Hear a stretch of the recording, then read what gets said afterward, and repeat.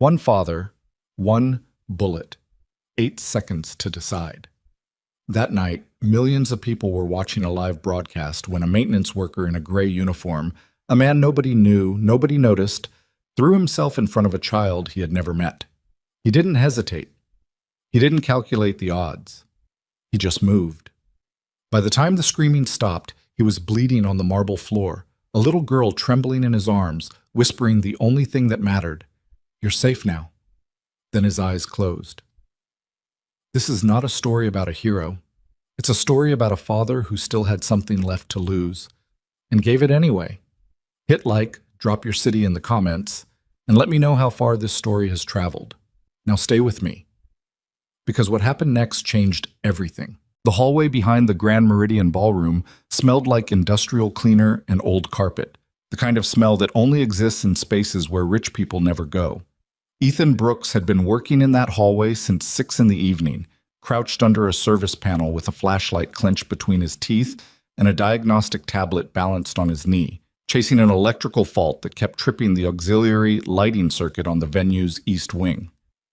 3 hours into a 4-hour shift, he had already fixed the same problem twice and was beginning to suspect the issue wasn't the circuit at all, but a faulty relay that whoever built this system in 1987 had tucked somewhere behind 18 inches of insulated wall cavity. He pulled the flashlight from his mouth and wiped his forehead with the back of his wrist. "Come on," he said to no one. "Show me where you're hiding." Nobody answered because there was nobody else back there. That was how Ethan preferred it. At 32, Ethan Brooks was the kind of man who occupied physical space without seeming to take up any room. He was tall, broad across the shoulders, in a way that his gray uniform jacket almost concealed, with close-cropped dark hair, and a jaw that looked like it had been hit a few times and healed slightly wrong. There was a scar along his left temple, thin, faded to silver, from something he didn't talk about. His hands were the most honest thing about him. The knuckles were thick, the fingertips were calloused. They were hands that had done a very specific kind of work for a very long time, and no amount of maintenance shifts could completely disguise it. He had been out of the Navy for 3 years. People who knew him from before, the ones still deployed, the ones who sent Christmas cards with unit photos, sometimes asked how he was adjusting to civilian life. He always told them fine. He was mostly not lying. His phone buzzed in his breast pocket. He already knew who it was. He set down the tablet and pulled the phone out. "Dad, are you coming home before my bedtime?" He checked the time. 9:14 p.m. Emily's bedtime was 9:30 on school nights, 9 o'clock when she had a test the next day, and somewhere negotiable in between on Fridays, which this was not. "Working late tonight, Bug. Mrs. Kowalski staying with you?" 3 dots appeared immediately. Yes, but she fell asleep on the couch again. "Her snoring is so loud." He smiled, a small private thing that didn't get to his eyes but got close. "Be nice. Go brush your teeth. I'll check on you when I get home. Okay, love you, Daddy. Love you too." He put the phone away. Then he picked up the flashlight, put it back between his teeth, and went back to the wall panel. Emily was 8 years old. She had her mother's eyes, dark brown, slightly too large for her face in a way that made her look perpetually curious about everything, and a gap between her 2 front teeth that the dentist said would close naturally by the time she was 12, but that Ethan privately hoped never would.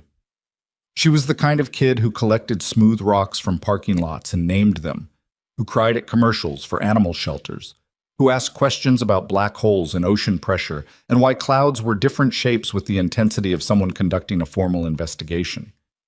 She was the best thing Ethan had ever done, and some days that was the only fact that seemed entirely solid. Her mother, Rachel, had died 22 months ago. Pancreatic cancer, diagnosed late, progressed fast. 4 months from diagnosis to the end. Ethan had been stateside for 1 deployment extension when she got the news, and he'd burned through every favor he'd accumulated in 8 years to get released early. He'd made it home with 6 weeks to spare. He did not think about whether 6 weeks was enough because that kind of thinking didn't lead anywhere useful. After Rachel died, he'd filed his separation papers inside of a month. People told him he was making a mistake, that grief was making the decision for him, that the Navy was structure and structure was what Emily needed right now. His commanding officer, a man named Holt, who had seen Ethan do things in theater that most people didn't survive long enough to describe, had sat across from him in his office and said, with genuine weight, "Brooks, you're one of the best I've ever had. Don't walk away from this." Ethan had looked at him and said, "She's 8, sir. She already lost her mom. I can't also be gone." He'd walked away from it. The maintenance job at Vector Property Services didn't pay well, but it was steady and it was local, and the shifts were predictable enough that he could drop Emily at school every morning and be home most nights before 8. He worked corporate venues, office buildings, the occasional gala or conference event that needed on-site technical support. He was good at it in the same way he was good at most things, quietly, competently, without requiring anyone to notice. Tonight's venue was the Grand Meridian Hotel, which was hosting the Kensington Foundation's annual Tech Forward Gala. Ethan had been inside for 4 hours and had not looked directly at any of the guests once. That was not avoidance, that was efficiency. People at these events didn't want to see the maintenance worker. And the maintenance worker got his job done faster when nobody was trying to make conversation at him about whether the canapes were good this year. He finally found the relay at 9:41 p.m., tucked behind the ventilation housing exactly where logic dictated it would be and where nobody had thought to look. He replaced it in 11 minutes, ran the diagnostic, watched the auxiliary circuit stabilize, and permitted himself a small moment of satisfaction. He packed his tools and rolled the service cart back toward the maintenance corridor, passing a set of double doors that led to the rear of the ballroom stage. Through the crack in the doors, he could hear applause and the amplified murmur of a woman's voice mid-speech. He was not going to look. He looked. Through the narrow gap between the doors, he caught a slice of the ballroom. Probably 400 people in formal wear at round tables, the ceiling dripping with light fixtures that cost more than his car. A stage at the far end where a woman stood at a podium. She was maybe 30, professionally dressed in a dark blazer, dark hair pulled back, the kind of controlled composure that suggested she had been presenting in front of large audiences since before she had any reason to be nervous about it. "What we're announcing tonight," the woman was saying, her voice carrying with practiced ease, "isn't just a program. It's a commitment. A commitment to the idea that every child, regardless of zip code, regardless of background, deserves access to the tools that define the next century." More applause. Ethan didn't care about the speech. He was already turning back to his cart. Then the doors swung open from the inside, pushed by a venue staffer who was backing through them carrying a cable coil and nearly collided with him. Sorry, maintenance?" The staffer glanced at Ethan's uniform. "You fixed the lights on the east side? They've been flickering all night." "Fixed it about 10 minutes ago." "Oh, thank God." The staffer exhaled. "Ms. Kensington's been on us about it since 6 o'clock. She's very particular about the—" "I know," Ethan said, because he had been told 4 separate times that evening that Ms. Kensington was very particular. The staffer propped the door open with his hip and gestured vaguely. "You can cut through the back here if you need to reach the West Service corridor. It's faster than going around." Ethan considered the narrow path along the back wall of the ballroom versus the 10-minute detour through the loading area. "Thanks," he said, and took the shortcut. He kept his head down in his cart close to the wall. Up on stage, the woman, Ms. Kensington, apparently, was still speaking. He caught pieces of it as he moved. "And I want to bring out someone very special to me. My daughter, Lily. Lily, come on up here." A ripple of warmth moved through the audience. The particular softness that rooms full of adults tend to produce when a child appears unexpectedly. Ethan glanced up once, involuntarily, toward the stage. A small girl, 8, maybe 9 years old, with her mother's dark hair and an expression of mortified concentration that was trying very hard to look brave, was walking across the stage toward the podium. She was wearing a dress that was clearly uncomfortable and shoes she wasn't used to, taking careful steps like she was performing a task she had rehearsed but now deeply regretted agreeing to. Ethan felt something in his chest that was not professionally relevant. He looked back at the floor and kept moving. He was 12 feet from the West Service corridor exit when something made him stop. He had spent 8 years learning to trust that particular sensation. The thing that wasn't quite a sound, wasn't quite a sight, was more like a shift in the texture of a room's attention. In Fallujah, it had been the absence of noise in a street that should have had noise. In the Kunar province, it had been a shadow moving at the wrong angle. You couldn't explain it to civilians. You could only tell them that you learned to listen to it if you wanted to keep coming home. Right now, it was a man standing near the third pillar on the ballroom's west wall. There was nothing obviously wrong with him. He was wearing a black server's jacket, which fit the venue. He was holding something against his side, partially obscured by the jacket panel. He was looking at the stage. His weight was slightly forward. Ethan's brain completed the assessment in the time it took him to exhale. The jacket's wrong. It's a size too large, deliberate. His right hand is inside the jacket. He's not watching the speech.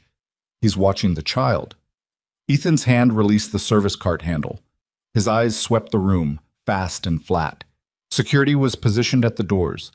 The venue's private detail was clustered near the main entrance, the stage-left stairs, and the VIP table at the front. Nobody was covering the west wall. Nobody was watching the third pillar. He looked back at the man. The man's right arm was beginning to move. Later, people would ask Ethan what was going through his mind in that moment. Reporters, podcasters, a congressional aide who cornered him in a hospital hallway with a notepad. They all wanted the same thing. They wanted him to describe a calculation, a decision, a moment of moral clarity. What actually went through his mind was, Emily would be the same age as that kid, and then he was already moving. He didn't run. Running across a crowded ballroom floor creates noise and causes people to turn and look, and creates exactly the kind of disruption that tells a trained shooter to accelerate the timeline. He moved fast and low and deliberate, cutting between tables, using the ambient noise of the audience's attention on the stage as cover. His eyes never left the man at the third pillar. 12 feet, 10 feet. The man's right arm was fully extended now, something dark in his hand. 8 feet. Someone at a nearby table noticed Ethan moving wrong, too fast, too focused, and opened his mouth to say something. 5 feet. Ethan hit the man with his full weight from the side, driving his shoulder into the man's gun arm at the same moment he closed his left hand over the weapon. The shot went into the ceiling. Plaster dust. Someone screamed.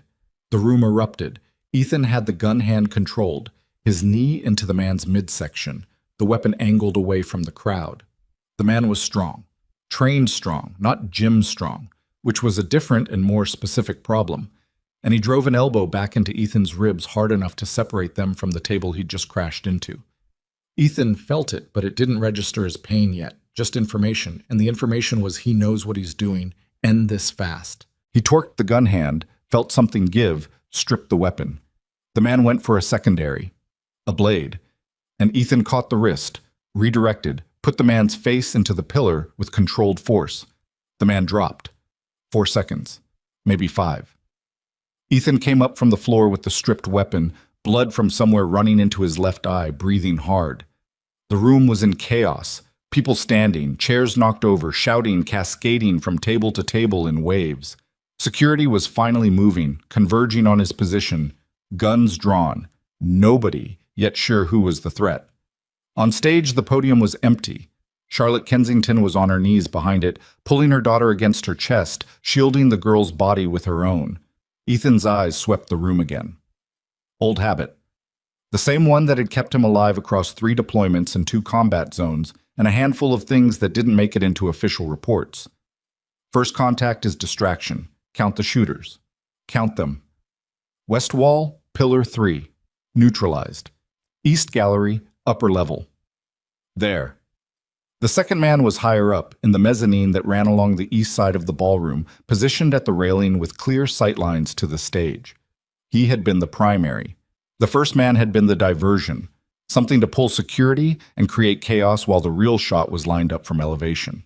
He had already found his target. Ethan had maybe 2 seconds. He did the math and didn't like the answer. He was on the ground floor. The mezzanine was 20 feet up. He couldn't reach the shooter. He couldn't pull the handgun he'd stripped and use it at this distance. Not with 400 panicking civilians between him and a clear shot. Not with his own vision compromised. Not with security already swinging weapons in his direction without knowing who he was. What he could do was get to the stage. He ran. Later, the security footage, which would be watched approximately 47 million times in the first week of its existence, showed 17 seconds between the first shot and what happened next. In those 17 seconds, Ethan crossed the ballroom floor at a flat sprint, vaulted the stage stairs in 2 strides, and reached the little girl approximately 1 second before the second shot was fired from the mezzanine. He threw himself over her. Not heroic, not cinematic, just the fastest way to put as much mass as possible between the bullet and the child. The round hit him in the upper left back, lateral to the spine. He felt it as heat, then pressure, then the floor coming up fast. He landed on his side, the girl pulled against him, one arm wrapped around her shoulders, holding her face turned away. She was shaking, or he was. He couldn't tell which. "Hey," he said. His voice came out lower than he intended, rougher. "Hey, look at me." She didn't want to. She kept her eyes pressed shut, her whole small body rigid with the animal certainty that if she didn't move, didn't look, it would stop. "Look at me," he said again. "Just at me. Not anywhere else. Just here." She opened her eyes. She had gray eyes. He noticed that in the strange, slow way you notice irrelevant things when your body is already beginning to go into shock. Gray eyes with dark lashes, filling with tears, locked on his face with the desperate focus of someone grabbing the only solid thing in the room. "You're safe now," Ethan said. Then the light seemed to tilt. Then the ceiling. Then there was noise all around him. Voices, footsteps, the hard, flat bark of security calls. Someone pressing against his back saying words he couldn't fully parse. And underneath all of it, the girl's voice, small and very close. "Don't go. Please don't go." He wanted to tell her he wasn't planning on it. He opened his mouth to say something like that. But by then, Charlotte Kensington had reached them, crashing to her knees on the stage in a dress that was not built for that, pulling Lily against her chest with a sound that wasn't quite a word, wasn't quite a scream, was just the pure, uncontrolled register of a mother's terror finding its other side. And her eyes, dark and wet and very still, landed on Ethan's face with a look that he registered for only a fraction of a second before everything went dark. He thought, in the last coherent moment before consciousness dissolved, "Emily's going to be so annoyed I missed her bedtime." Then nothing. Met. He came back to himself in pieces. First there was pain, deep, specific, unignorable, the kind that tells you immediately you're alive because dead doesn't hurt like this. Then there was white light. Then there was a beeping that was rhythmic and mechanical and institutional in a way that placed him precisely without needing to open his eyes. Hospital. Okay. He opened his eyes. The ceiling was acoustic tile. There was an IV in his right arm. There was a tube running somewhere he didn't enjoy thinking about. The room smelled like antiseptic and the particular sweetness of medical-grade oxygen. He was alive. He did a brief internal inventory. Left side wasn't moving the way he wanted it to, which tracked. His ribs on the right side were wrapped. His head felt like it had been recently emptied and then refilled with something slightly denser than his original brain. He turned his head. Emily was asleep in the chair beside his bed. She was curled sideways, her knees drawn up, her head resting against the chair's arm in a way that was going to be very uncomfortable when she woke up. She was still wearing her school clothes, the blue hoodie, the jeans with the iron-on patch over the right knee that she'd put on herself and applied slightly crooked. Her sneakers were still on. One of them was untied. He stared at her for a long time. She looked so much like Rachel when she slept. The same way of going completely still, completely inward, as if even in sleep she was thinking about something. He reached out slowly and covered her hand with his. His arm was heavier than it should have been. She woke up immediately. "Dad." She was upright before she was fully conscious, her eyes finding his face with the particular alertness of a kid who had been sleeping light and scared. Then her face did something complicated. All the things she'd been holding back for however long she'd been sitting in this chair, and she leaned forward and pressed her forehead against his arm and didn't make a sound. "Hey, Bug," he said. His voice was still rough. "How long have you been here?" She pulled back and looked at him. Her eyes were red-edged. "Since last night. I saw it on Mrs. Kowalski's phone. I made her bring me." "You made her?" "I told her I was going to call a cab if she didn't." He looked at his 8-year-old daughter. You don't know how to call a cab. I know, but she didn't know I didn't know. She wiped her face with her hoodie sleeve. You got shot. Yeah. That was really stupid. Yeah, he agreed. She was quiet for a moment. Then, there's a lady outside. She's been out there since this morning. The nurses keep telling her she has to leave, but she doesn't leave. Ethan closed his eyes briefly. What does she look like? Fancy, dark hair. She has a little girl with her who keeps falling asleep on her lap. Emily paused. She looks like she was crying for a long time but stopped because she ran out. He thought about gray eyes. He thought about, please don't go. Did you talk to her? He asked. No. Emily looked at her hands, then back at him. She talked to me. She asked if I was your daughter. I said yes. Another pause. She said you saved her daughter's life. Ethan said nothing. Did you? Emily asked, very quietly. Not accusing, just asking the way she asked about black holes and cloud shapes, because she genuinely needed to know. He looked at her. There was a little girl, he said. She was about your age, and she was scared. Emily was quiet for a moment. Then she nodded, once, slowly, like she'd gotten the answer she was looking for, and it was the right one, and she wasn't sure how she felt about that yet. Okay, she said. She reached out and carefully held his hand, avoiding the IV. Okay. They sat there in the quiet of the hospital room, the monitor beeping its steady rhythm, the morning light coming gray and thin through the window blinds. From somewhere outside the door, Ethan could hear the low murmur of voices, the sound of someone shifting in a waiting room chair, the soft presence of people who weren't leaving. His left side ached profoundly. His ribs were a consistent complaint. His head still felt assembled slightly wrong. He held his daughter's hand and looked at the ceiling and thought, with the particular clarity that severe blood loss and 30-something hours of unconsciousness sometimes provides, that he had made the right call. He didn't know what came next. He had no framework for what came next, because nothing in his life had prepared him for being the man on the news, the name in the headline, the figure that other people were now organizing their feelings around. He was a maintenance technician from a 2-bedroom apartment in southwest Baltimore who was 3 months behind on his daughter's dental coverage and had not bought new work boots since the previous spring. That was the actual inventory of his life, not the footage, not whatever the news was saying, not the lady in the hallway with the dark hair who looked like she'd been crying for a long time and run out. He was just Ethan. He'd been Ethan before the ballroom, and he intended to stay Ethan after it. He just had no clear idea yet what that was going to look like. Outside the window, Baltimore was waking up, gray and honest and unheroic, the way it always did.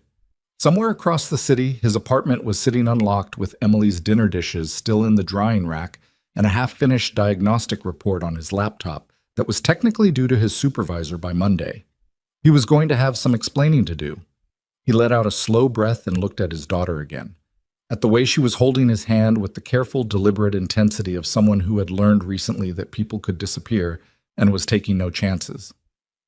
I'm not going anywhere, he told her. She looked at him with her mother's eyes. You literally just got shot, Dad.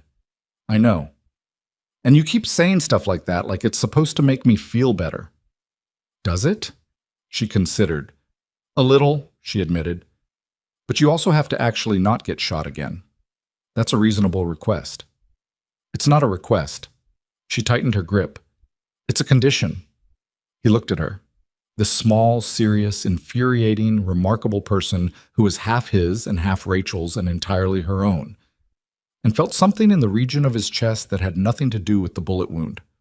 Okay, he said. Deal. Outside the room, the hallway was quiet, but not empty. It would not be empty for a very long time. The hallway outside room 412 at Johns Hopkins Medical Center had become its own small ecosystem by the second day. There were flowers. Too many flowers, the kind that arrived in waves from people who had watched the footage and needed somewhere to put what they felt. A nurse named Darlene had started stacking them along the wall in a way that was clearly her attempt at organized dignity, but had gradually become an overwhelming floral corridor that smelled aggressively of lilies and made at least 2 orderlies sneeze every time they passed through. There were cards. There were a few stuffed animals, which nobody had authorized and nobody seemed willing to remove. There was a news van parked outside the hospital's main entrance that had been there since 6 a.m. on Saturday and showed no signs of leaving. Ethan knew about the news van because Emily had reported it to him with the particular energy of someone delivering intelligence from a forward position. "There are 4 of them now," she told him on Sunday morning, perched on the edge of his bed with a hospital pudding cup she'd acquired through methods he hadn't asked about. "The lady with the blonde hair keeps doing her hair in the reflection of the sliding doors, and the security guard is very annoyed about it." "I'm sure he is." "One of them tried to ask me a question when Mrs. Kowalski brought me in this morning." Ethan looked at her. "What did you say?" Emily licked her spoon. "I said I wasn't allowed to talk to reporters. Then I walked away very fast." She paused. "Mrs. Kowalski kind of accidentally hit the guy's microphone with her purse. She said it was an accident." "Was it?" Emily considered this with visible seriousness. "Probably not entirely." He almost smiled. His ribs made him paid for it immediately, a sharp reminder from his body that humor remained a luxury for people who hadn't been shot 6 days ago. He shifted against the pillows and tried to find the position that made the left side complain least, which was a negotiation he'd been losing consistently. The surgical team had been cautiously optimistic, which in Ethan's experience was doctor language, for it could have been much worse, and we'd like credit for that. The bullet had entered lateral to the thoracic spine, missed the cord, clipped the lower lobe of his left lung, and lodged against the inside of the posterior rib cage, where a surgeon named Dr. Anand Mehta, compact, precise, speaking in the measured cadences of someone who had learned English as a third language and used it more carefully than most native speakers, had retrieved it during a 2-hour procedure that Ethan had been unconscious for and was now reconstructing primarily from other people's descriptions. "You were extraordinarily fortunate," Dr. Mehta had told him during rounds on Saturday, reading from his chart with the kind of focus that suggested he was choosing words with intention. 2 centimeters to the right, and we are having a very different conversation." "How different?" Dr. Mehta had looked at him over the chart. "The kind where only one of us is talking." Ethan had appreciated the honesty. What he was appreciating less was the rest of it: the flowers, the cards, the news vans. The fact that his supervisor at Vector Property Services had called to tell him, with genuine emotional difficulty in his voice, that the company was covering his medical costs, which was a sentence that made no grammatical sense within the framework of Ethan's employment contract, and which he was fairly certain meant someone external had made a phone call. He didn't know who yet. He had a working theory. The theory was sitting in the family waiting area 2 doors down, where she had been, with varying degrees of consistency, for the past 4 days. He hadn't seen Charlotte Kensington directly since the stage. He'd been unconscious for the first 30 hours. And in the fragmented days since, whenever the door to his room opened, it had been a nurse or Dr. Mehta or Emily or, twice, a hospital administrator who seemed to be there primarily to ask gentle questions about insurance that Ethan answered with the flat patience of a man who had been having uncomfortable conversations about money since Rachel died. But he knew she was out there. Emily had confirmed it. One of the nurses, a young woman named Tracy, who had told Emily that she'd watched the footage 11 times and cried at least 8 of them, had mentioned it with the kind of careful neutrality that indicated she was sharing information she knew was loaded. "The lady, Ms. Kensington, she asked about you this morning, asked if you were comfortable, if you needed anything." "What did you tell her?" Tracy had straightened his IV line unnecessarily. "I said you were recovering well and that I'd pass along her concern." "Good." "She's been here every day." "I know." Tracy had looked at him with the specific expression of someone waiting for him to perform an emotion he wasn't currently producing. When he didn't, she'd finished checking his chart and left. He was not performing the emotion because he was still in the process of sorting out what the emotion actually was. Charlotte Kensington was, as far as he understood, one of the more powerful technology executives in the Mid-Atlantic region, the founder of a company whose name had been on the venue banners, a woman who ran a charitable foundation and apparently gave speeches in front of 400 people without visible nerves and was, by every available indicator, a person who was accustomed to determining the shape of the rooms she was in. She also had a daughter with gray eyes who had grabbed his arm in the last conscious moment he could clearly remember and said, "Please don't go." Those were two very different categories of information, and he hadn't fully integrated them yet. On Sunday afternoon, the door opened, and it wasn't a nurse. Charlotte Kensington was, in person and in daylight and in clothing that was significantly less formal than a gala blazer, a different kind of presence than the figure he'd glimpsed on stage. She was wearing a dark green sweater and dark slacks, and her hair was down, and she looked like someone who had been sleeping in 4-hour increments for a week, which, he would later learn, was accurate. She had a coffee cup in each hand, which was either thoughtful or tactically smart, because it meant she was carrying something and therefore wasn't empty-handed, and therefore had a reason to be standing in a doorway. She stopped when she saw he was awake and looking at her. Something moved across her face. Relief, and underneath the relief, something raw that she pulled back quickly. "I can come back," she said, "if this is a bad time. You've been sitting in the hallway for 4 days. She paused. "Emily told you that." "Emily tells me most things."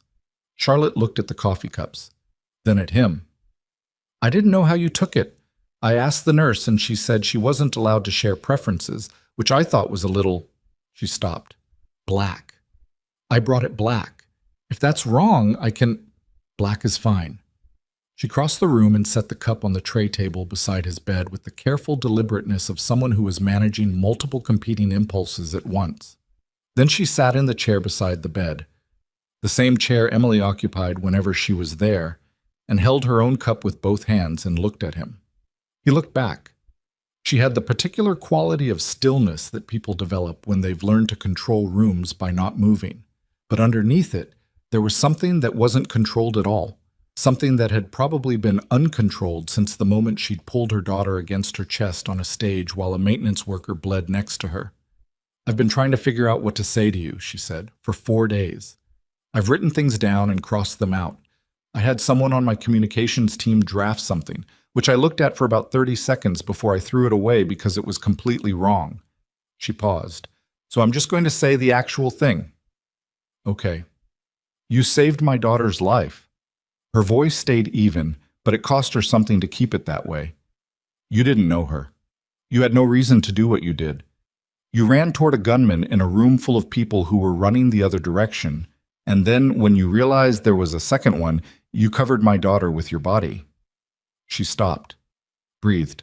"You were a stranger to her. You were a stranger to me. And I don't have a framework for that. I've been trying to find one for 4 days, and I can't." Ethan was quiet for a moment. Outside, the hospital made its usual ambient sounds. A cart rolling by, voices at the nurse's station, the distant elevator chime. "She was 8 years old," he said finally. Charlotte looked at him. "That's not—" "I'm not being modest," he said. "I'm telling you the actual thing, since that's what we're doing. She was 8 years old and she was scared and she was the same age as my daughter, and I didn't think past that." He paused. "I'm not sure that's the kind of heroism people are expecting, but it's what happened." Charlotte was quiet for a moment. "I know about Emily," she said. "I hope that's not—" She caught herself. "I did some research. I wanted to understand who you were. I found your service record. I found—" She stopped again. "I found your wife's obituary." He said nothing. "I'm sorry," Charlotte said, "about Rachel. I'm sorry." The name in her mouth was strange. Not wrong, exactly, just strange. The way it was always strange when people who hadn't known Rachel said her name, like they were holding something fragile they'd been handed without warning. "It's been almost 2 years," he said. "That doesn't make it smaller." He looked at her. She held his gaze without flinching, which he noticed. A lot of people flinched when the subject of Rachel came up, either from discomfort or from the mistaken belief that looking away was a kindness. "No," he said, "it doesn't." They sat with that for a moment. The coffee was good. Actually good, not hospital-adjacent good, which meant she'd gone somewhere specific to get it, and that was its own small information. "Where's your daughter?" he asked. Charlotte's expression shifted. "Downstairs in the children's waiting area. There's a volunteer down there with some kind of craft project, and Lily has been aggressively involved in it for the past hour. A pause. It's been a hard week for her. She doesn't sleep well. She keeps asking about you. She looked at her hands. She asked if you were going to die. What did you tell her? I told her no. Charlotte met his eyes. I said it like I knew it for a fact, which I didn't at the time. She needed to hear it said that way. She paused. I hope I wasn't wrong. You weren't. Something shifted in her face again. The same thing he'd seen in the doorway, relief at the bottom of it, and something else he didn't have a name for yet. She wants to meet you, Charlotte said. Formally. She was awake when you were brought off the stage. She saw more than I wanted her to see. A beat. She's 8 years old and she's been carrying around what she saw, and I think meeting you when you're upright and talking would help her put it somewhere. Ethan thought about gray eyes and a small hand on his arm. Whenever she's ready, he said. Charlotte nodded. She looked like she was about to say something else. And then the door opened and Emily appeared, slightly out of breath, holding a paper bag from a deli down the street that she had clearly made Mrs. Kowalski walk to. Emily stopped when she saw Charlotte. She looked at Charlotte. She looked at her father. She held up the bag. I got a turkey sandwich, Emily said. The nurse said you can have solid food now. I also got chips because the chips here are terrible. She paused, clearly processing the situation. Sorry, I didn't know you had company. It's fine, Ethan said. Emily, this is Ms. Kensington. Emily looked at Charlotte with the direct evaluating attention of an 8-year-old who had not yet learned to disguise appraisal as politeness. You're the mom, she said, from the stage. Yes, Charlotte said. I am. Your daughter was on TV, Emily considered. She looked scared. She was. Is she okay? She's getting better. Charlotte looked at Emily with an expression that had something careful and genuine in it. She's downstairs right now, actually. Emily absorbed this. Then she crossed to the bed and set the paper bag on her father's tray table and sat on the edge of the mattress with the proprietorial ease of someone reclaiming their space. But she kept looking at Charlotte. My dad got shot, Emily said. It wasn't accusatory. It was just the fact stated plainly, the way Emily stated most things. I know, Charlotte said. He did. Because of your daughter, Emily. Ethan's voice was level. I'm not being mean, Emily said, still looking at Charlotte. I'm just saying what happened. Charlotte met the 8-year-old's gaze without deflecting. You're right, she said. That's what happened. Emily was quiet for a moment. Something in her posture shifted, not softer exactly, but less braced. She reached into the paper bag and produced the sandwich and began unwrapping it with focused attention. Did you eat today? Emily asked, and it took Ethan a moment to realize she was asking Charlotte, not him. Charlotte blinked.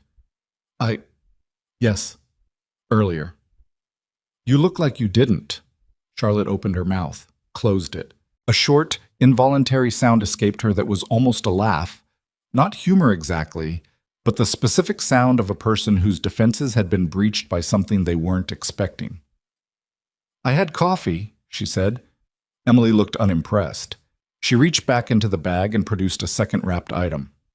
I got 2, she said, and held it out. Charlotte took it. Ethan watched his daughter, who had spent 5 days being scared and pretending she wasn't, and had now, apparently, decided on a different approach, and he felt the thing in his chest again. The one that wasn't a bullet wound. He picked up his coffee and didn't say anything, because there wasn't anything that needed saying.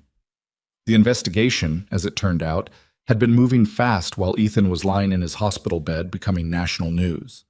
He learned the details in fragments, from a detective named Reyes who came in on Monday with a thin folder and a careful manner, from a 2-minute segment that Emily watched on her tablet before he could redirect her, from a conversation Charlotte had with him 2 days later that she clearly found difficult.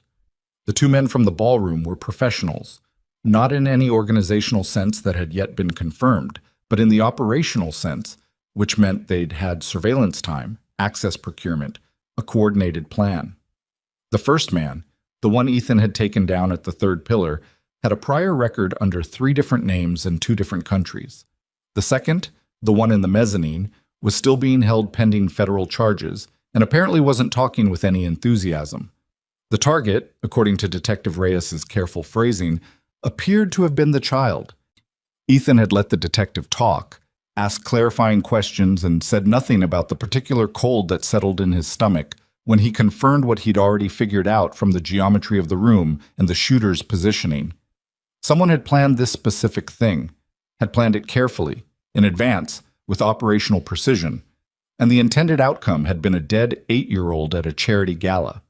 He didn't ask the obvious next question during that meeting because Reyes wasn't there to answer it, and also because he needed to think about it without anyone watching him think.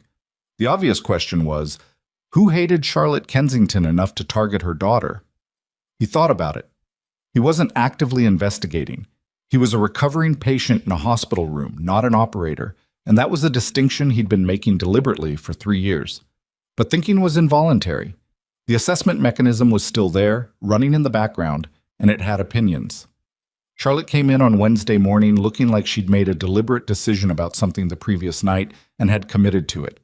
She was carrying coffee again. She'd apparently adopted this as her contribution to their evolving dynamic, which he didn't object to. And she sat in the chair and told him, with the flat directness of someone who had decided that managing information was more dangerous than sharing it, what she knew. There was a business dispute, a significant one, and ongoing, involving intellectual property, and a licensing agreement that had gone badly wrong, and a former partner whose name was currently in the hands of federal investigators, and who had the resources and the motive, and apparently the absence of conscience to do what had nearly happened at the Grand Meridian. My legal team has known about him for 8 months, Charlotte said. The threats have been escalating. We had private security, we had a threat assessment, we had... She stopped, put down the coffee. We had a plan. The plan was wrong. A pause. My daughter nearly died because the plan was wrong, and a man I'd never met is in a hospital bed because I didn't take the right kind of precautions, and I have been living with that since the moment I watched you go down on that stage. Ethan looked at her. You couldn't have predicted. I should have. Her voice didn't waver, but it was thin. I'm the one who brought Lily onto that stage. I made that decision. I thought it was safe. I thought the threat assessment was conservative and the security was adequate, and it was a controlled environment. She met his eyes. I was wrong about all of it. He recognized the specific quality of what she was carrying.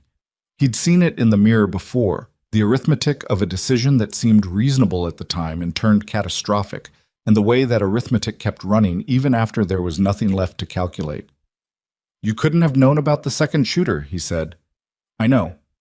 The security assessment failed. Your security team failed. That's not your... I know that too. She exhaled. Knowing it and living with it are different problems. He let that sit. Because she was right. Your daughter is okay, he said finally. Charlotte looked at him. Because of you. Because of both of us. He meant it. He'd watched the footage by then. Emily had found it on her tablet and been watching it before he could stop her, and he'd ended up watching it with her, which had been its own particular experience. He remembered seeing, clearly, the moment Charlotte had pulled Lily behind the podium, had put herself between her daughter and the room, had stayed down and kept the girl flat when every instinct probably said to run. You kept her down. You covered her. You stayed. You did more. I was closer. She looked at him for a long moment. You're very difficult to give credit to. So I've been told. Something shifted between them. Not dramatic, not cinematic, just the small recalibration that happens when two people who have been on opposite sides of a debt start to find a different way of accounting for things. It was subtle enough that neither of them named it. I want to do something, Charlotte said. For you, for Emily. She held up a hand before he could speak. I'm not trying to pay you off. I'm not trying to... I know that's what this might look like, and I know you're going to tell me you don't need anything, and I'm asking you to hear me out before you say that. He was, in fact, going to say exactly that. He closed his mouth. Your medical costs are being covered, she said. That's already done, and it's not up for discussion because I'm not going to let you argue about it, and you don't have the energy for it anyway. A pause. Emily needs somewhere to stay while you're here. She's been sleeping in waiting rooms and Mrs. Kowalski's guest room, and that's not... She's 8, she needs a bed and a routine, and she needs to not be spending her week in a hospital corridor. Ethan said nothing. I have a house, Charlotte said. It's a large house, which is something I've never been entirely comfortable with, but right now it means there's a room for Emily that isn't a waiting area. Lily is there. When we brought Lily down here yesterday and she met Emily, they spent 45 minutes doing something with paper and stickers that I couldn't follow, but that Lily called extremely important. A pause. My daughter hasn't laughed since the gala. She laughed yesterday. He looked at the window. Outside, the sky was doing something gray and non-committal. He thought about Emily sleeping in a chair. Emily in her school clothes at 9 in the evening because she hadn't had anywhere to go home to change. Emily, with her untied sneaker and her deli sandwich and her direct questions aimed at a CEO, like she was conducting an interview she'd been assigned. How long? He asked. However long you're here. Charlotte said it steadily. No strings, no expectations. Emily comes to see you every day. She sleeps somewhere that has a bed. She has someone to talk to besides a nurse and a 64-year-old woman who falls asleep before 9. He was quiet for a long moment. The monitor beeped. His left side offered its usual opinion. She'll tell you what she thinks about everything, he said finally. She doesn't hold back. I noticed. She rearranges things. She'll move things in your house and then explain logically why her arrangement is better. That's fine. She has a rock collection. It's not small. Charlotte looked like she was suppressing something. I'll find her some shelf space. He looked at the ceiling, then at her. You'd need to check with Emily, he said. It has to be her decision. Of course. He looked at the door. She's probably in the hallway. Charlotte blinked. Right now? She doesn't go far. Charlotte looked at the door. Then she stood, crossed to it, and opened it. There was a brief, muffled exchange that Ethan couldn't fully hear from his bed. Emily's voice, Charlotte's, something that might have been a question, an answer, another question. Then a pause. Then the sound of the door opening wider. Emily came back in first, went immediately to her position on the edge of his bed, and looked at him with the expression she used when she'd made a decision and wanted him to know it was final. She said there's a cat, Emily said. Ethan looked at Charlotte, who was standing in the doorway looking faintly caught. There's a cat, Charlotte confirmed. His name is Archie. He's very old and not very friendly. Emily appeared to find this entirely satisfactory. Okay, she said. I'll go. Ethan looked at his daughter. This small, determined person who had showed up at a hospital by threatening an elderly neighbor with a hypothetical cab, who had fed a stranger from her deli bag without being asked, who had apparently negotiated terms of temporary housing in under 2 minutes in a hallway. He looked at Charlotte, who was watching Emily with an expression that suggested she was recalibrating something. Thank you, he said. Charlotte looked at him. Don't thank me. She said it quietly, without drama. This is the smallest possible thing. He held her gaze. Still, he said. She looked like she was going to argue with that, then decided against it. She nodded once and stepped back from the doorway. Emily was already reorganizing the items on his tray table into a more logical arrangement. Your remote was on the wrong side, she explained. I can see that. Left hand is closer to the bed rail. It should be on the right. She set the remote on the right side. Then she looked at him with the careful measuring look she'd developed sometime in the past 2 years. The one that was Rachel's look, was the look Rachel had used when she was about to say something honest. She's trying to help, Emily said. I know. That's allowed. He looked at her. I know that too. Emily nodded, apparently satisfied. She opened his sandwich packaging for him because his left arm was still limited and set it on the tray with the methodical care of someone performing a task they've decided is important. Outside in the hallway, the floral ecosystem continued to expand. The news vans multiplied.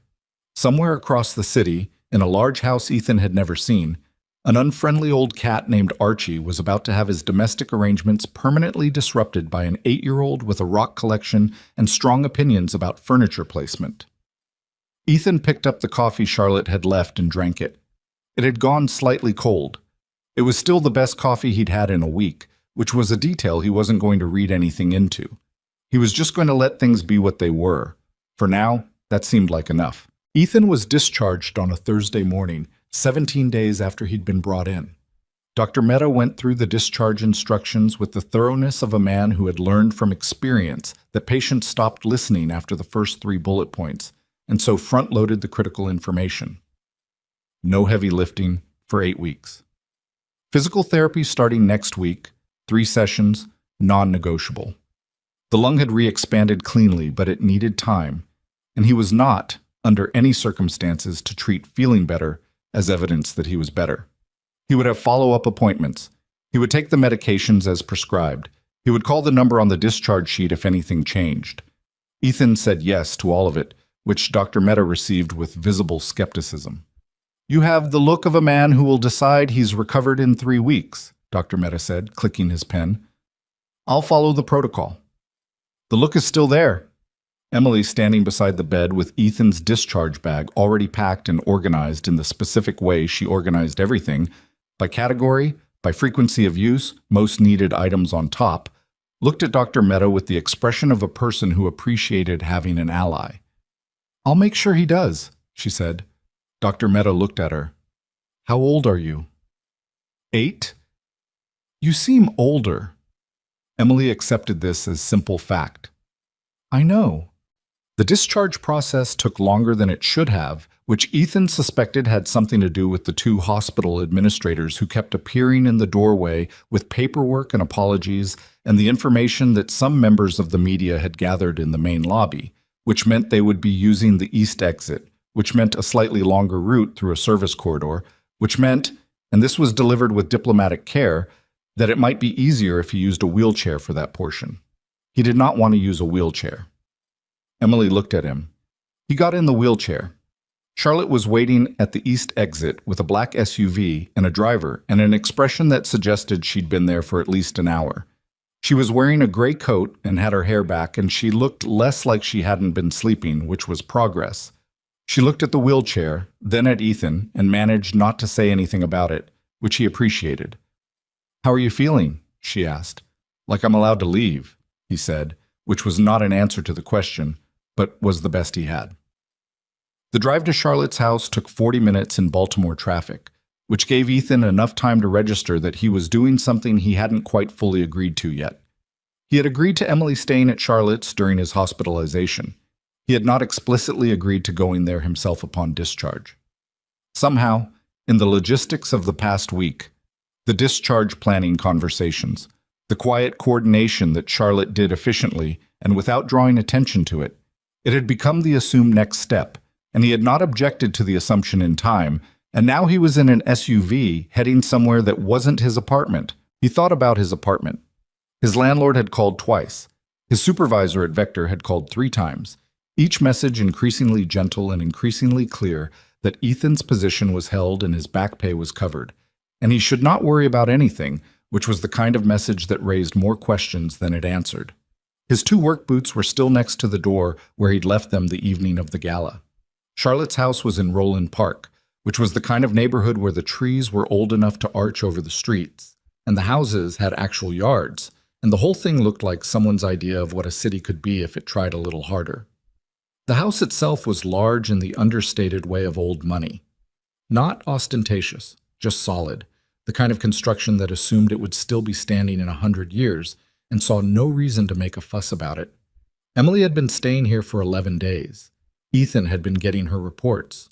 The reports had included, the cat was named Archie and was extremely old and slept on a specific chair in the library and hissed if you approached from the left side, but was okay if you came from the right, which Emily had figured out on day 2. Charlotte's housekeeper was a woman named Marta, who made very good soup and called Emily Pequeña and had taught her 3 words in Spanish. Lily's room had glow-in-the-dark stars on the ceiling. Lily herself had been, according to Emily's assessment, quiet but getting better, and they had been engaged in an ongoing project involving a map of the world and small colored pins that meant something Emily had explained at length, and Ethan had followed approximately 60% of. What the reports had not included, because Emily was 8 and therefore processed the emotional texture of situations differently than she cataloged their logistical facts, was the thing Ethan noticed when he walked through the front door. His daughter had settled somewhere, not in the permanent sense, not in the sense of forgetting home or forgetting their apartment or forgetting anything, but settled in the way that children settle when they've been given enough stability to stop bracing for the next disruption. She moved through the house without hesitation. She knew where the glasses were. She said hi to Marta by name, and Marta's response had the warmth of repetition, of a greeting that had been given and returned enough times to develop its own small ritual. It knocked something loose in him that he hadn't expected.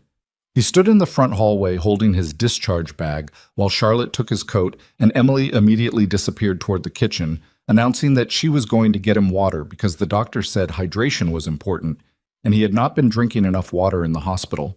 And he stood there a moment longer than was strictly necessary. "You okay?" Charlotte asked. "Yeah." He wasn't entirely, but it wasn't a medical thing. "Nice house." She looked at him like she suspected this wasn't what he was actually thinking. She was right, but she didn't push it. She'd set up the ground floor study as a room for him, which was practical. He couldn't do stairs reliably yet with the left side still limiting his range, and had done so with the specific thoughtfulness of someone who had actually considered what a person recovering from a gunshot wound needed, rather than what looked hospitable. The bed was positioned so he could get in and out from the right without twisting. There was a table at the right height for the medications. There was no decorative clutter that would require management. The room was quiet, which was the most important thing. He sat on the bed and looked at the room and thought about his apartment, where everything was slightly wrong in ways he'd stopped noticing because they'd been wrong for so long. The secondhand couch that was too soft, the kitchen light that buzzed, the bathroom door that didn't quite close all the way. He wasn't going to think about comparisons. That was a road that didn't lead anywhere useful. Lily appeared in the doorway sometime around noon. She was smaller than he remembered, which made sense because the last time he'd seen her, she'd been in his arms on a stage, and he'd been going into shock. So his memory of her had the distorted quality of everything from that period. In daylight, in jeans and a yellow sweater, she was just a child. Dark-haired like her mother, serious-faced, with gray eyes that he did remember accurately because he'd been looking at them at the end. She stood in the doorway and didn't come in, and he didn't make a move to make it easier or harder. He just waited. "Hi," she said. "Hi." She looked at him with the careful attention of a kid performing her own version of an assessment. "Does it still hurt?" "Some." "Where?" "Left side, mostly."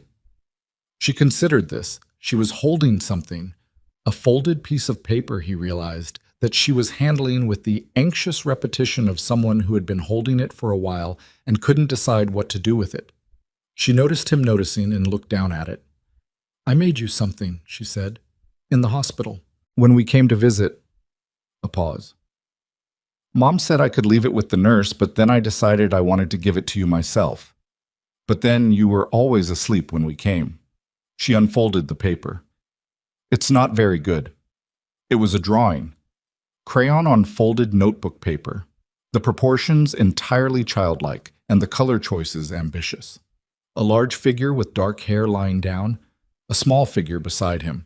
Above both figures, in careful second-grade handwriting, "Thank you for saving me." From Lily. He looked at it for a moment. "Can I keep it?" he asked. She looked up. "I made it for you." "Right." He folded it back carefully and set it on the table beside his medications. "I'm going to put that somewhere safe." Lily shifted her weight from one foot to the other. She had the look of someone who had prepared something to say and was now deciding whether to say it. "Were you scared?" she asked. "On the stage?" He thought about it honestly. "A little bit, after." "Not during." "During, I was busy." She seemed to find this interesting. "My mom said you used to be in the Navy." "That's right." "Did you do stuff like that a lot? In the Navy?" "Different stuff, same idea." She was quiet for a moment. "I didn't say thank you. On the stage." She said it with the specific weight of a child who had been thinking about this for 17 days. "I didn't say anything. I was crying and I couldn't." "You don't need to apologize for that," he said. "I know. Mom said that too." She looked at the drawing on his table. "But I wanted to say it anyway, thank you." He looked at this 8-year-old girl who had been the reason for everything and who was standing in his borrowed doorway doing the hard work of saying something difficult because she'd decided it needed saying. "You're welcome," he said. Straightforward, no minimizing, no deflection, just the answer. She nodded. Then she said, with the abruptness of children who have completed one task and moved to the next, "Emily says you like chess." "I do." "I'm learning. I'm not very good yet." "I'm not great either." She looked at him like she suspected this was a polite lie, but wasn't sure how to verify it. "Maybe later," she said. "Sure." She went. He heard her footsteps on the stairs, then the distant sound of her and Emily resuming something. Voices. The particular energetic cadence of two kids in the middle of a project. He sat with the drawing on the table beside him, and the afternoon light coming through the window, and the very specific silence of a house that was actually inhabited. He picked up his phone. He needed to call his landlord back. He needed to call his supervisor. He needed to call Marcus Webb, who had been his closest friend from his SEAL team, and who had sent 7 texts since the shooting that Ethan had not yet answered, each one a different variation of the same thing. "You good? Just say yes or no, I don't need details." He typed, "Yes." Marcus responded in under a minute. "You're going to hate every second of recovery. Call me when you're bored."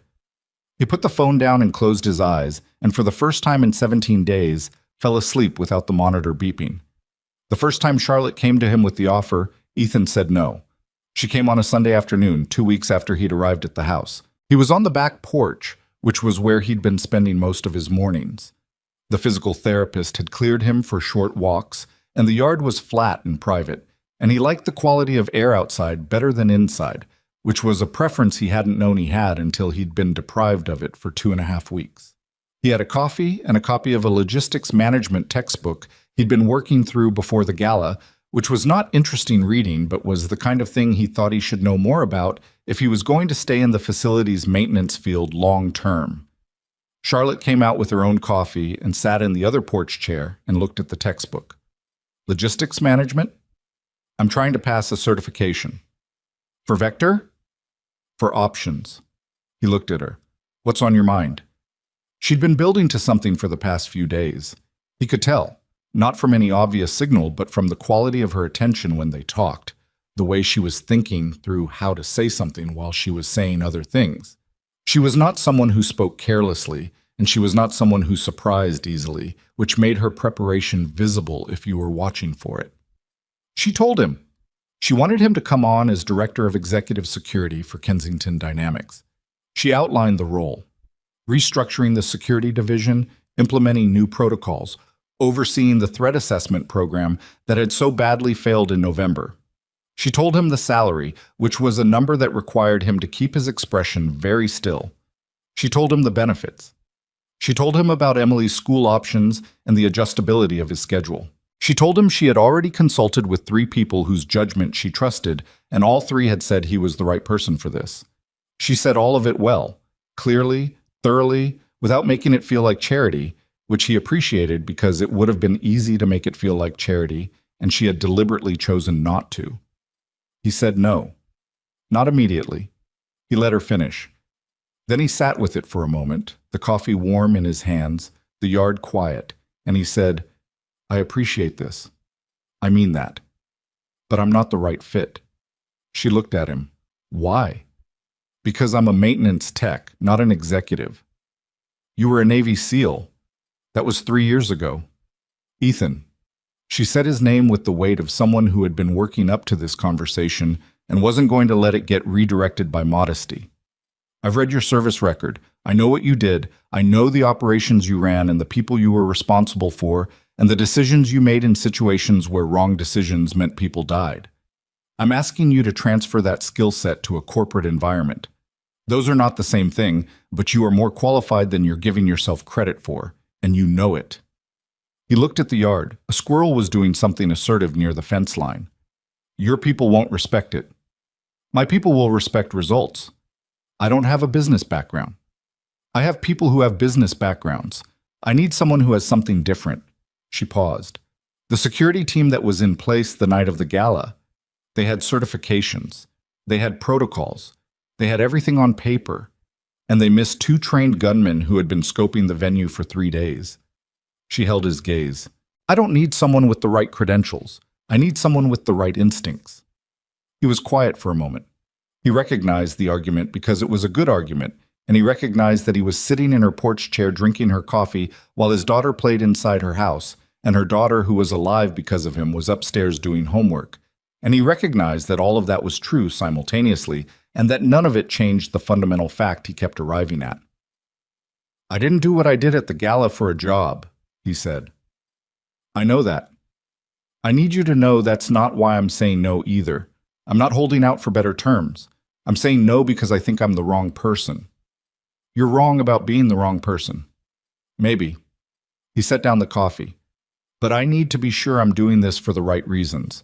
Not because I feel like I owe you something. Not because it's the easiest next step. Not because... He stopped. Rachel used to say that I made my best decisions when I wasn't in a hurry. I'm still in a hurry, in here. He touched his chest, slightly to the right of the wound. I need a little more time. Charlotte looked at him for a long moment. He thought she was going to push. She was the kind of person who was accustomed to pushing effectively, who had built a company from a seed round by knowing exactly when to apply pressure and when to wait, and he thought she was going to choose pressure. She chose to wait. Okay, she said. Tell me when you're ready. He nodded. She picked up her coffee. They sat on the porch in the thin December afternoon, and neither of them said anything for a while, and it was not uncomfortable. He changed his mind on a Tuesday. He hadn't planned to. He'd been working through the decision the way he worked through everything, methodically, without forcing it, letting the information arrange itself rather than trying to arrange it. And on a Tuesday evening in December, he was sitting on the floor of the upstairs hallway because Emily had asked him to come look at the map project she and Lily had been building. And he'd managed the stairs slowly with the left side still negotiating its terms. And he sat on the floor because sitting on the floor was easier than getting up and down from chairs. The map covered most of one wall of Lily's room. It was a large printed world map with hundreds of small colored pins in it. And beside the map was a hand-lettered key on poster board that both girls had clearly worked on together, the handwriting alternating between Emily's careful block letters and Lily's rounder print. The pins corresponded to veteran families. Ethan had understood this from Emily's earlier reports, but hadn't understood the scale until he was sitting on the floor looking at it. Where did you get all these? He asked. Mom has a database, Lily said. From the Foundation research. She let us use the numbers. There are 412 pins, Emily said. As of this morning, we've been adding them. 412 pins, 412 families. And that was just the subset Charlotte's Foundation research had identified, which was a subset of something much larger. He looked at the map for a long time. Dad? Emily said. She was watching him. Yeah. Are you okay? He looked at his daughter. She was sitting cross-legged beside him on the floor, close enough that her shoulder was against his arm, and she was watching him with the careful attention she'd developed over the past 2 years. The watch that meant she was tracking something in him that she didn't have words for yet, but had learned to notice. He thought about what he'd told Charlotte. I need to be sure I'm doing it for the right reasons. He looked at the map. He looked at his daughter. He looked at Lily, who was watching him too, with her gray eyes and her quiet seriousness. 412 pins, families, kids who were Emily's age or younger, fathers who were doing what he'd been doing, maintenance shifts and secondhand furniture and careful arithmetic about what they could afford that month, because they'd come back from something and hadn't found a way through to the other side. He'd been lucky in the specific sense that he'd had skills people noticed. Most of them didn't have that. Most of them had the same history and the same quiet competence and the same complete absence of anyone who knew to look for it. Lily, he said. She looked at him. Does your mom know where her office is right now? Lily blinked. Probably her study. She's usually there on Tuesday nights. He started the careful process of getting up from the floor, which involved his right side doing most of the work and his jaw doing the rest. Dad, you're not supposed to... Emily started. I'm fine. That's always what you say before you make a face. I'm mostly fine. He got vertical. He looked at both of them. I'll be back. Charlotte's study was on the second floor, which meant stairs again, which he negotiated at the pace of someone who had internalized that being stubborn about this particular metric of recovery was genuinely stupid. He knocked on the open door. She was at her desk with reading glasses he hadn't seen her wear before and a stack of documents and the focused inward stillness of someone deep in something. She looked up. I'll do it, he said. She took off the reading glasses. What changed? He thought about the map, about the pins, about the specific thing that happened when you spent 3 years being quietly competent in a maintenance uniform and nobody saw the former person inside it until a gunshot made it visible. The foundation, he said, the one you mentioned, for veteran families. She was still. If that's part of this, if that's actually going to be built, not just announced, then I'll take the security job. He paused. But I want to be involved in building it, not as a figurehead, actually involved. Charlotte set down her pen. You'd want input on structure, programming? I'd want to know that it's designed by people who understand what these families actually need, not what looks good in a press release. He met her eyes. I've been one of them. I know what the gap looks like from the inside. She was quiet for a moment. The desk lamp made a warm pool of light. Outside it was raining, a thin December rain that tapped against the window. I want that too, she said. That's exactly what I want. She paused. I've been trying to build this program for 2 years and I keep running into the same wall. We have resources and we have people who are good at deploying resources, but we don't have anyone who actually knows what these families experience. You need someone who's been it. Yes. He looked at the rain on the window. He thought about what Rachel would say about this. He knew what she'd say. He knew the exact cadence of it, the particular way she had of making the obvious thing sound like an adventure rather than a decision. Ethan, stop overthinking. Just do the thing. He wasn't overthinking anymore. Okay, he said. Charlotte looked at him. Okay? Yeah. She leaned back in her chair and looked at him with the expression of someone who had been holding a breath for a while and was now releasing it carefully. You're sure? I'll need time to recover before I can actually do the job properly. We'll build in a transition period. I'll have opinions. I'll push back when I think something's wrong. Good. My priority is Emily. That will never be a problem here. She said it directly and without sentiment, which was the only way he'd have believed it. He nodded. He looked at the door, then back at her. I should tell you something, he said. She waited. When I ran across that ballroom, I wasn't thinking about being a hero. I wasn't thinking about sacrifice or what it meant or what might happen. He paused.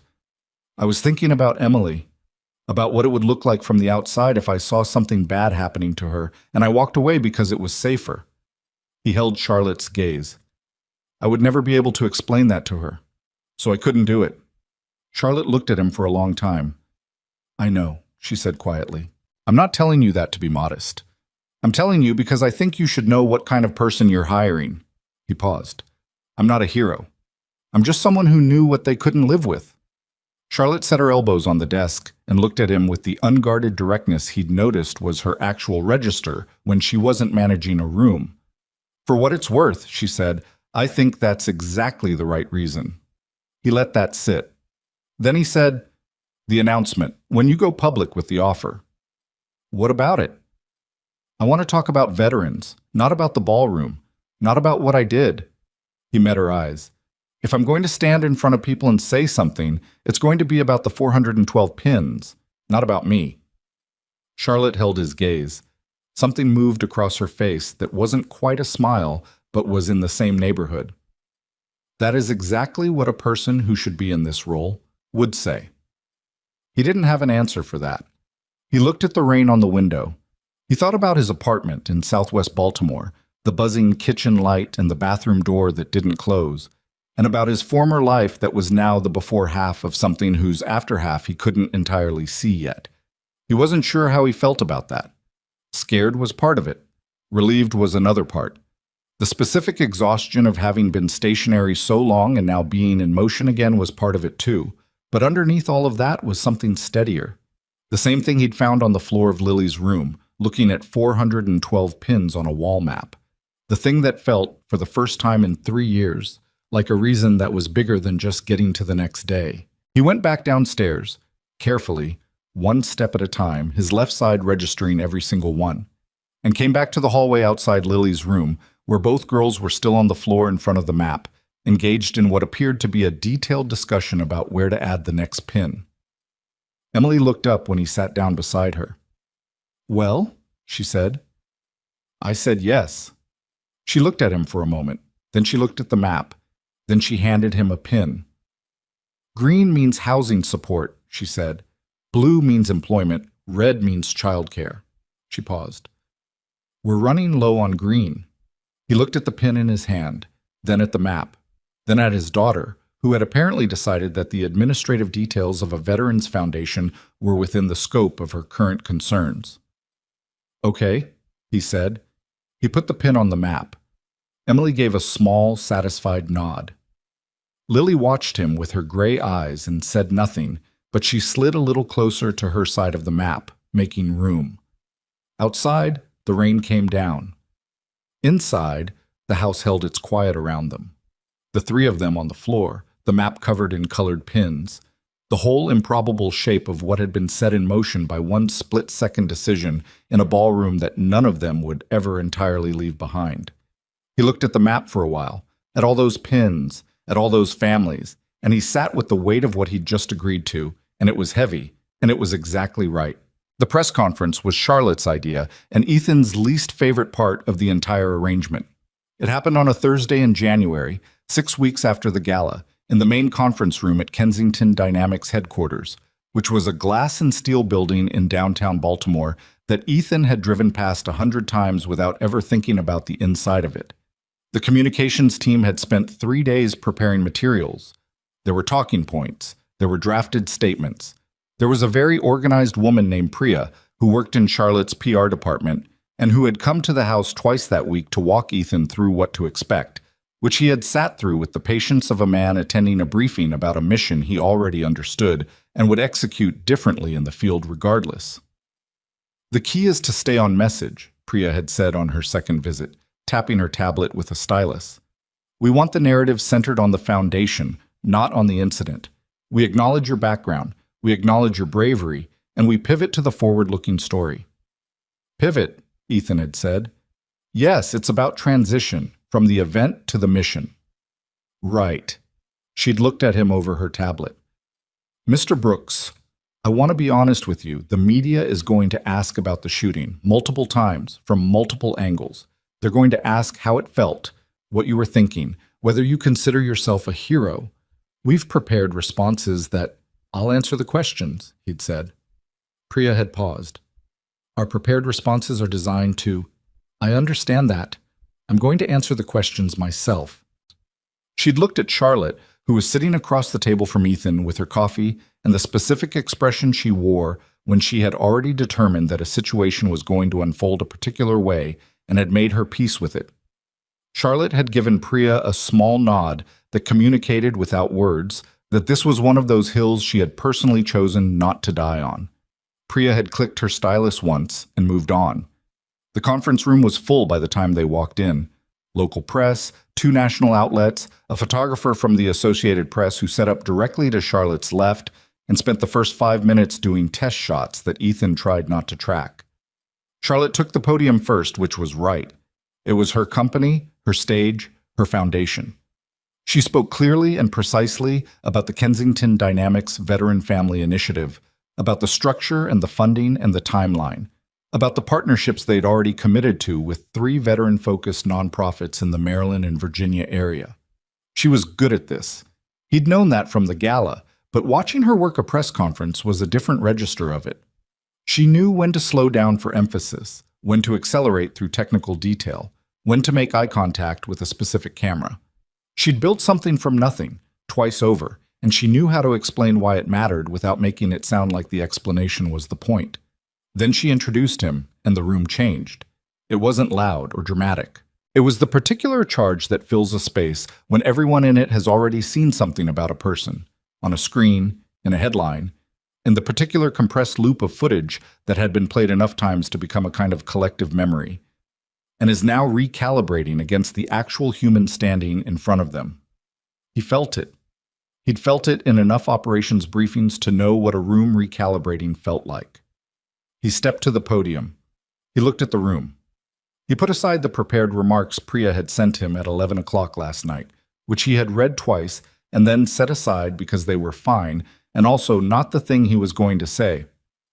"I'm not going to talk much about the night of the gala," he said. "If you've got questions about it, I'll answer them, but I'm not going to lead with it, because I don't think that's what's important here." He paused. "What's important is this. There are approximately 1.9 million veteran households in the United States that include dependent children. About a third of those families live at or near the poverty line. Single-parent veteran households, which is what I am, have a significantly higher rate of housing instability, food insecurity, and mental health crisis than comparable civilian households. Most of these families are not visible. They don't show up in the statistics that get attention. They don't end up on the news." Another pause. "I was one of them.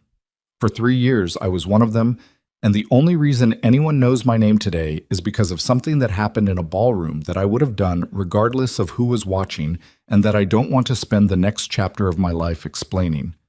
The room was quiet, in the way rooms go quiet when people are listening rather than waiting for their turn. These families don't need a narrative," he said. "They need housing. They need childcare they can actually afford. They need employers who understand that a veteran's resume doesn't always look like a civilian's resume, but contains skills most hiring managers can't even identify, let alone assess. They need someone to tell them that what they did, the service, the sacrifice, the years of not being home, was not supposed to leave them on the other side of it alone." He stopped. He looked at the room. "That's the foundation. That's what this is for. I'm involved because I know what the gap looks like from the inside, and because Ms. Kensington asked, and because I couldn't find a good reason to say no." He stepped back from the podium. There was a beat of silence, and then the questions started, and most of them were exactly what Priya had predicted. He answered them steadily, without performance. When a reporter from one of the national outlets asked if he considered himself a hero, he said, "No. I consider myself a former service member who made a fast decision in a bad situation. Heroes are people who do something difficult repeatedly, without recognition, over a long period of time. Go find one of those families I just mentioned and talk to the parent. That's your hero." The reporter looked slightly unsatisfied with this answer, which Ethan was fine with. When another reporter asked what he would say to the gunman who had been arrested, he said, "Nothing. I don't have anything to say to them." When someone near the back asked what it felt like to wake up in the hospital and realize he'd survived, he was quiet for a moment, and then he said, "My daughter was holding my hand. That's what I remember." There were no more questions after that. Afterward, in the hallway, Priya found him with the expression of someone who had expected a controlled burn and gotten something slightly different. "That was not the messaging we prepared," she said. "I know. It was also—" She stopped, restarted. "It was effective. It was very effective. I just want to flag that for future reference." "What's the flag?" "The flag is that when you go off script, I can't predict outcomes." He looked at her. "When I went off script in the field, the outcomes were generally better than the plan." Priya looked at him for a moment. Then she clicked her stylus, turned, and walked back toward the conference room. He thought he heard something that might have been a suppressed laugh, but he couldn't confirm it. Charlotte appeared at his shoulder. "Well," she said. "Was that okay? The AP photographer got a shot of you at the podium that's going to be on the front page of 3 papers tomorrow." She paused. "And our foundation donations page has been refreshing approximately every 4 seconds since the live stream ended. So yes, it was okay." He looked at the floor. "I didn't do it for that." "I know," she said. "That's why it worked." They walked out of the building together into the January cold, which was sharp and honest in the way of Baltimore January. No pretense about it. He started at Kensington Dynamics the following Monday. It was harder than he'd expected, not because the work was beyond him, but because the work was new in the specific way that made his competence temporarily invisible, which was a condition Ethan found deeply uncomfortable. He'd been doing what he did well for long enough that the experience of doing something poorly, even temporarily, even because of the learning curve, felt like a more personal indictment than it was. The security team he inherited was 9 people, mixed in background, 2 former military, 3 with law enforcement experience, 4 who had come up through private corporate security firms, and had the particular skill set of people who had spent careers managing access control and executive travel logistics. They were professional, and they were cautious, and they were individually capable. As a team, they had the structural problem of a department that had been designed to look reassuring on paper without being asked to actually function under real operational pressure. He restructured it in 8 weeks. Not loudly. He'd seen enough bad leadership to know that the noisy version, the one where the new guy comes in and immediately establishes that everything before him was wrong, was both usually inaccurate and always counterproductive. He spent the first 2 weeks watching. He sat in on their briefings. He reviewed their protocols. He asked questions that were specific enough to communicate that he'd done his reading and open-ended enough to communicate that he was genuinely asking, not testing. He found good things. Marcus Reed, one of the former military hires, Army, 2 tours in Afghanistan, had developed an internal threat assessment framework that was significantly more sophisticated than anything in their official documentation, but that nobody had formalized or trained to because nobody above him had recognized what it was. Ethan took it, worked with Marcus to build it out properly, and made it the operational foundation of the new protocol. Marcus had the expression, for about 3 days afterward, of someone who had been doing a thing for 2 years and was still adjusting to having it seen. He found problems. The access control system for the executive floor had 3 known vulnerabilities that had been flagged in an internal audit 14 months ago and never addressed because the remediation cost had been deferred twice. He walked Charlotte through the specifics on a Wednesday evening in her office, on the ground floor of the building, which he'd taken as his base of operations because it was closer to the entry points, and he didn't like working from the interior. She looked at the audit document. "I knew about this," she said. "I know. Your CFO approved both deferrals." She set down the document. "What do I need to authorize?" He told her.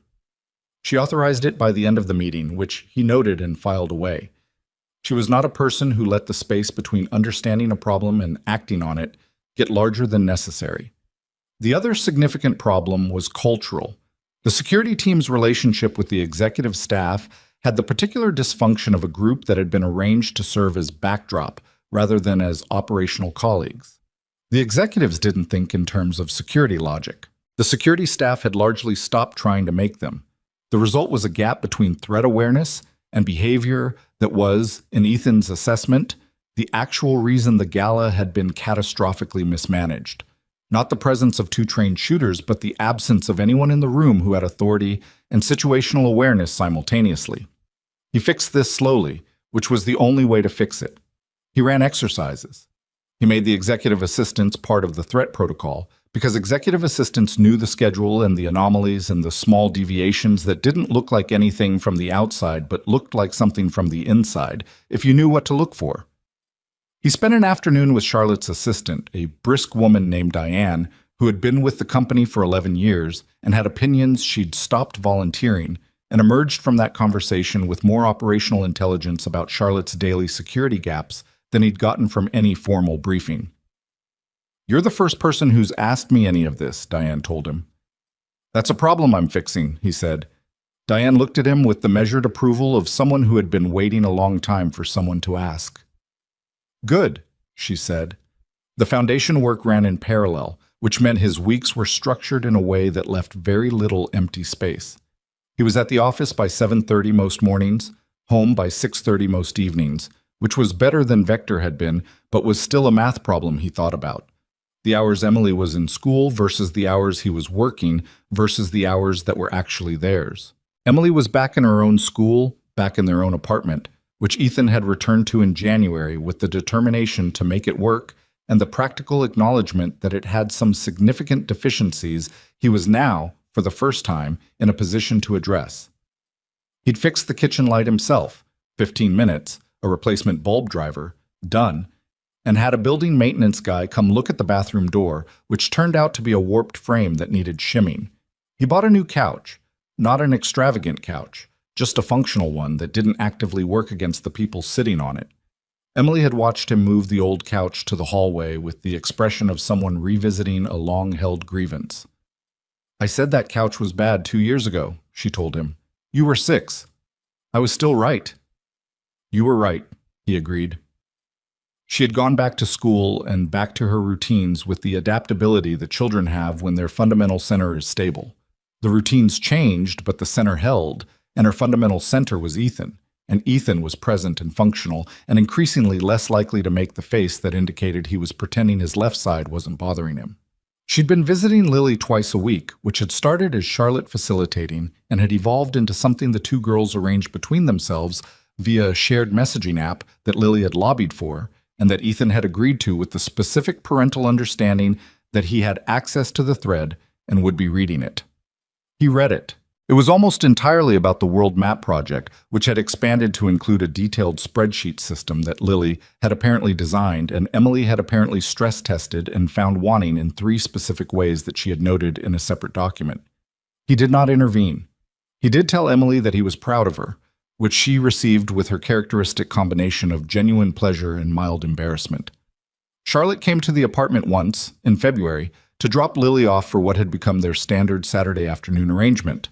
The girls did their project, Ethan made dinner, Lily went home at 7. She stood in the doorway and looked around with the carefully neutral expression of someone who was not going to comment on the size of the space. "You fixed the couch," she said. He looked at her. "Emily told you about the couch." "Emily tells me a lot of things." "I know." He stepped back from the door. "You want coffee?" She came in. She sat at the kitchen table while he made coffee, and she looked at the apartment, at Emily's homework spread across the coffee table, at the rock collection that had been moved to a shelf above the bookcase where the individual specimens were labeled in Emily's handwriting, at the small framed photo of Rachel on the windowsill that he'd had there since the beginning, and that was the first thing he'd unpacked when they'd moved in 3 years ago. Charlotte looked at the photo. She didn't say anything about it. "How's the transition going?" she asked. "At work?" "At work. Here. Generally." He poured the coffee. "The team is coming together. Marcus Reed is the right person to develop the new assessment protocols. He had most of the framework already, he just needed someone to see it." He set the cup in front of her. "The access control remediation is on schedule. I want to do a full external audit in the spring, bring in someone who isn't us to poke holes." "I agree. I'll allocate the budget." "I know." He sat across from her. "You're easy to work for in that way." She looked at him over the coffee cup. "Only in that way?" "I didn't say that." "You implied it." He considered his coffee. "You make decisions fast. Faster than most people who are responsible for the same scale of things. That's good, mostly. Sometimes it means you're past the thinking stage before other people have gotten to it." She was quiet for a moment. "Does that cause problems?" "Not for me. I work fast too, I just notice it." Charlotte looked at her cup. "My ex-husband used to say, I made decisions like I was afraid something would change if I thought too long." He didn't say anything. "He wasn't entirely wrong," she said. Then, "Lily talks about Emily constantly." "Emily talks about Lily constantly." "Lily said Emily reorganized her bookshelf." "Emily reorganizes everything." "Lily seemed—" Charlotte paused. "She didn't mind. She seemed to like it." A beat. "Lily doesn't let most people touch her things. She's particular." "Emily's the same way." He thought about it. "Maybe that's why they work." Charlotte smiled. Not a professional expression, just a real one, the unguarded version she'd been producing more often over the past months in the spaces between the formal things. 2 particular 8-year-olds with a shared project and a world map. She shook her head slightly. "I don't know what I was expecting when I asked if Lily could stay at the hospital." "You were expecting to help."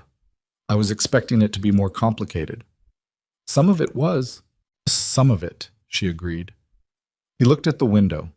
The February light was flat and thin, the kind that didn't commit to anything.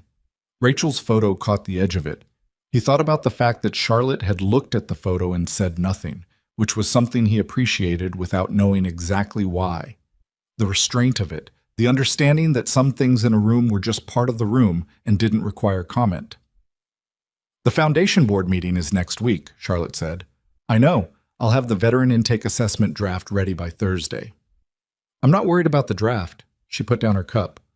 "I'm worried about you presenting it and then immediately deferring when Harmon starts pushing back." Ethan looked at her. Gerald Harmon was the foundation's CFO, brought in from outside, and was a man with very precise ideas about program cost efficiency that were developed in the absence of any actual contact with the populations the program served. He had pushed back on two of Ethan's recommendations in the preliminary meetings with the polished confidence of someone who had been the smartest person in most rooms and had stopped questioning whether that was actually the case. "I'll handle Harmon," Ethan said.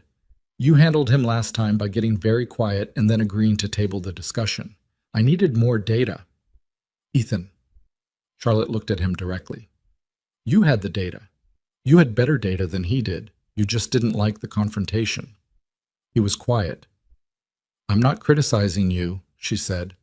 "I'm telling you because I want you to be effective in that room, and you won't be effective if you let Harmon redirect every uncomfortable conversation. You know what these families need. He knows what the balance sheet looks like. Those are both necessary, but you have to be willing to hold your ground." He sat with this for a moment. She wasn't wrong. He was comfortable with physical confrontation in ways that most people weren't, and uncomfortable with a specific kind of institutional argument, the kind where someone used procedural authority and financial language to override operational knowledge, in ways he hadn't fully worked out yet. "I'll be ready," he said. "I know you will." She picked up her coffee. "I just wanted to say it out loud." He looked at her. "You do that. Say the thing out loud when you don't have to. Is that a problem?" "No." He thought about it. Rachel did that too. The name dropped into the conversation and sat there. He'd said it intentionally, which was different from how it had come up before. He wasn't sure exactly why he'd said it. He was sure he didn't regret it. Charlotte looked at him carefully. "She sounds like she was direct." "She was the most direct person I ever knew. It was occasionally infuriating." "Occasionally?" "Often. Frequently?" He looked at the photo. It was one of the best things about her. Charlotte didn't try to fill the space that followed. She just let it be there, the way she'd let things be before. And he was grateful for it in the same wordless way. The board meeting happened on a Wednesday, and Ethan did not get quiet when Harmon pushed back. He waited for Harmon to finish the argument: cost per family ratios, program overhead benchmarks, comparative analysis of similar foundation models. And then he opened his own folder and laid out 12 pages of intake data that his team had collected from their pilot outreach in the first month. Not abstractions, cases. Families with names and situations and specific gaps that the Foundation's proposed programs would address, and that no comparable foundation model had yet addressed, because no comparable foundation model had been designed by someone who had actually lived inside the problem. "This family," Ethan said, pointing to a specific case summary, "is a former Marine, 2 kids ages 5 and 7, evicted in November, currently in transitional housing in Prince George's County. He's been applying for civilian employment for 14 months. He has a security clearance, weapons proficiency, leadership experience running a 12-person unit under combat conditions, and a work history that civilian HR systems consistently flag as incomplete because it doesn't look like a standard resume." He looked up. "He's been rejected by 11 employers. Not because he's unqualified, because nobody in those HR departments knows what to do with him." He looked at Harmon. "Our employment pathway program costs $4,200 per family to administer. The cost of that family staying in the transitional housing system for another 6 months is $11,000, not counting the children's educational disruption. Those are the numbers." Harmon looked at the page. He looked at Ethan. He looked at Charlotte, who was sitting at the end of the table with the expression she wore when she was watching something she'd been waiting for. Harmon did not withdraw the objection entirely. That would have required a different kind of person. But he accepted a modified version of the proposal that preserved the essential program structure. And he did it with the slightly deflated composure of someone whose argument had been defeated on its own terms. After the meeting, Marcus Reed, who had come as Ethan's operational second, fell into step beside him in the corridor. "That was different from last month," he said. "I did more prep." Marcus looked at him sideways. "Nah." He shook his head. "You just decided to actually be in the room." Ethan thought about that and didn't argue. By spring, the foundation had completed intake assessments for 63 families and enrolled 31 in active programs. The employment pathway had placed 8 veterans in civilian jobs. Not great jobs in all cases, not perfect fits, but real employment with real income and real benefits. 2 families had moved out of transitional housing. One of them sent a handwritten card that arrived at the Kensington Dynamics mailroom addressed to the Foundation people and made its way to Ethan's desk through a chain of slightly puzzled office staff. He read it. It was from the Marine he'd described to Harmon. It said, "My kids have a bedroom again. I just wanted someone to know that." He put the card in his desk drawer. Not framed, not displayed, just kept. Charlotte found him looking at it one afternoon when she stopped by his office. She stopped by his office a few times a week, usually with a logistical reason that was real enough to serve as cover for what was also just checking in, which he'd identified but not named. She looked at the card in his hand. "Good news?" He handed it to her. She read it. She was quiet for a moment. Then she set it on his desk carefully, the way you set down something that has weight. 31 families, she said. "So far." She looked at him. "You said 412 pins." 417 last count. Emily's been updating the map. Charlotte smiled at that. "We'll get there." He looked at the card on the desk. "My kids have a bedroom again." "Yeah," he said, "we will." Outside the window, Baltimore was doing what it did in March, arguing with itself about whether winter was finished, delivering cold mornings and misleadingly warm afternoons and rain that couldn't decide on a direction. Inside, his office was small and functional, with a whiteboard covered in security protocol diagrams, and a desk that had too much paper on it, and a chair that was slightly too short, which he'd been meaning to adjust for 2 months. He was not managing this perfectly. There were days when the left side reminded him it wasn't done with him. There were evenings when he came home to Emily and felt the specific guilt of a parent who had spent the day doing something that mattered and wasn't sure the accounting added up correctly against the time he hadn't been present for. There were board meetings that were hard. There were conversations with Charlotte that went sideways in ways neither of them had anticipated and had to be untangled carefully afterward. He was not a polished version of himself. He was the regular version, the one that made mistakes in the conference room and over-tightened things when he was stressed, and sometimes forgot to eat lunch until 4 in the afternoon, and still couldn't hear Rachel's name from a stranger's mouth, without a half-second of something that wasn't quite grief anymore, but was related to it. But he was in the room. He was actually in the room now, holding his ground in it, adding something to it. That was what he'd said yes to. Not to being transformed, just to being useful in a way that was bigger than he'd allowed himself to be for 3 years. That distinction mattered to him. He held on to it. He picked up the card, put it back in the drawer, and went to find Marcus to talk about the spring audit. The day was not finished, and there was still work to do. 3 years is long enough for things to stop feeling temporary. Ethan noticed it first in small ways.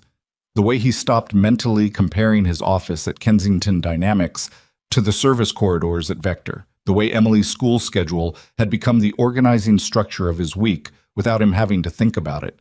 The way he knew which coffee place near the building had the shortest line on Tuesday mornings, and which parking structure had the fastest exit, and which of the security team's members needed 30 minutes of quiet before a morning briefing, and which ones needed to talk first. The small calibrations of a life that has settled into its own shape. The foundation had grown in ways that still surprised him sometimes when he looked at the numbers. What had started as a program framework on a whiteboard in Charlotte's study had become an operational organization with a staff of 14, partnerships with nonprofit housing networks in 6 states, an employment pathway program that had placed over 200 veterans in civilian jobs, and a child care subsidy initiative that was, in Ethan's private assessment, the most important thing they'd built because it was the thing nobody else was doing at scale. The child care gap was invisible to most people outside of it. The specific math of a single veteran parent whose shift schedule didn't align with any available subsidy program's eligibility window, who couldn't take the job because the job's hours made the child care impossible, who stayed stuck not because of failure, but because of arithmetic. Ethan had been that math problem. He understood it from the inside. The map in Lily's room had long since been retired in favor of a digital tracking system that the Foundation's program director, a former social worker named Janet Osei, who had the particular talent of caring deeply about people while maintaining the organizational discipline to actually help them, updated in real time. But Emily had kept the original map. She'd brought it home when the girls agreed the physical version had been superseded, and it was now on the wall of her room in the apartment, a little worn at the edges from being handled, the colored pins still in their positions from the last time they'd updated it manually. She never took the pins out. Ethan had asked her about it once. "It's where we started," Emily had said, as if that were sufficient explanation, which, for her, it was. She was 11 now. The gap between her front teeth had closed, just as the dentist had predicted, which Ethan had mixed feelings about because he'd liked it. She was taller. She'd had a growth spurt in the fall that she'd announced to him with statistical precision, having measured herself against the doorframe in her room with a ruler and a pencil mark. She was reading books that were too old for her in the opinion of her teachers and exactly right for her in the opinion of everyone who actually knew her, and she had opinions about things, real opinions, not the opinions of a child performing precocity, but the opinions of a person developing a genuine inner life, that she delivered with the same directness that had always been hers. She had also, over the course of 3 years, become the kind of kid who called Charlotte by her first name. This had happened gradually, the way most of the important things between these two families had happened. Not through any declared decision, but through the slow accumulation of ordinary time spent together until the formality that had never quite fit anyway simply fell away. Charlotte had told Ethan about it the first time Emily had done it, with an expression that was trying to be neutral about something it was not neutral about. "She called me Charlotte," Charlotte had said. "I heard. I didn't correct her. Was that okay?" Charlotte had looked at him. "Yes," she'd said. "It was very okay." Lily was 11 too, and had the quality of a child who was becoming someone specific, not just a child growing up, but a particular person emerging, with preferences and convictions, and a dry humor that had surprised Ethan the first time he'd encountered it, and continued to surprise him because it arrived without warning. She was quieter than Emily, more interior, more likely to think for a long time before she said something, which meant that when she did say something, it tended to land. She had her mother's way of choosing words deliberately. The two girls had been best friends for 3 years, which in the lives of 11-year-olds was essentially their entire remembered existence of each other. They did not have the friendship of children who had been put together by adults and had made the best of it. They had the friendship of children who had found something in each other that they hadn't known they needed. Lily, who had lost her ease after the gala, and had found it back in the straightforward company of a girl who reorganized things and named rocks, and asked hard questions without meanness. Emily, who had been doing the quiet work of not falling apart after her mother died, and had found in Lily someone who didn't make her feel like she had to explain herself. Ethan thought about this sometimes, about what would have happened to both of them in the absence of that terrible night. He tried not to think about it too directly, because it led somewhere uncomfortable, the idea that something catastrophic had been the mechanism for something necessary. He didn't have a clean way to account for that. He just held both things and let them be complicated. The man who had ordered the attack on Charlotte and Lily, whose name was Richard Hale, a former business partner whose IP dispute had curdled into something far darker than commercial grievance, had pled guilty to conspiracy charges in federal court 14 months after the gala. The sentencing had happened on a gray November morning, and Ethan had been there in the back of the courtroom because Charlotte had asked if he would come. And he'd said yes without deliberating because the question had been that simple. He had not felt, watching Hale in the courtroom, what he'd expected to feel.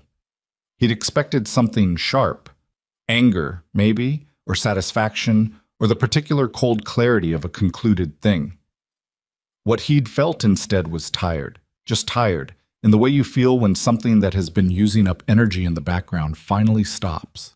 Hale was 53 years old and had the slightly diminished look of a man who had made a catastrophic mistake and had been living inside it for over a year, and Ethan had looked at him and thought, This is what it looks like when a person decides that winning a business argument is worth a child's life. He had no framework for it. He didn't try to build one. Charlotte had been steady through the whole proceeding, which he'd expected. She'd made a victim impact statement that she'd written herself and read without notes, and that was 12 sentences long and contained nothing that would give Hale anything back. No rage, no grief performed for the room, just the clean accounting of what had been done and what it had cost. He'd watched her from 3 rows back and thought, she is one of the most disciplined people I've ever known. And discipline like that always costs something, and she's been paying the cost for 3 years without letting it show. Afterward, in the courthouse parking structure, she'd sat in the passenger seat of his car for a while without saying anything. He didn't try to fill it. He'd learned over 3 years that her silences were working silences. She was doing something in them, processing, assembling, arriving somewhere. "It doesn't feel like I thought it would," she said finally. "No. I thought I'd feel like it was over." "It is over." "I know that." She looked at the concrete wall of the parking structure. "I just thought I'd feel it more." He thought about what to say. He'd learned, also over 3 years, that she didn't need him to fix things she was processing. She needed him to be in the room while she processed them. That was a specific skill that he'd had to develop consciously, because his instinct was always toward action, toward solution, toward the thing he could do. Sitting with someone while they found their own way to something was harder for him than it should have been. "It's done," he said. "He's gone. Lily is safe. You're safe." He paused. "The rest of it, the feeling part, takes as long as it takes." Charlotte turned and looked at him. She'd been doing that more over the past year, looking at him directly without the professional register, without the management layer. It had taken a long time for that layer to come down, and he understood why it had taken that long because he had his own version of the same thing, a different architecture, but the same function. "I know," she said. "Thank you for being here today." "Of course." She was quiet for another moment, then, "Can we get food? I haven't eaten since 6 this morning, and I'm going to start making bad decisions if I don't eat." He started the car. "There's a diner on Calvert. Is it good? It's adequate and fast, and they have breakfast all day." "That's what I want," she said. "Adequate and fast."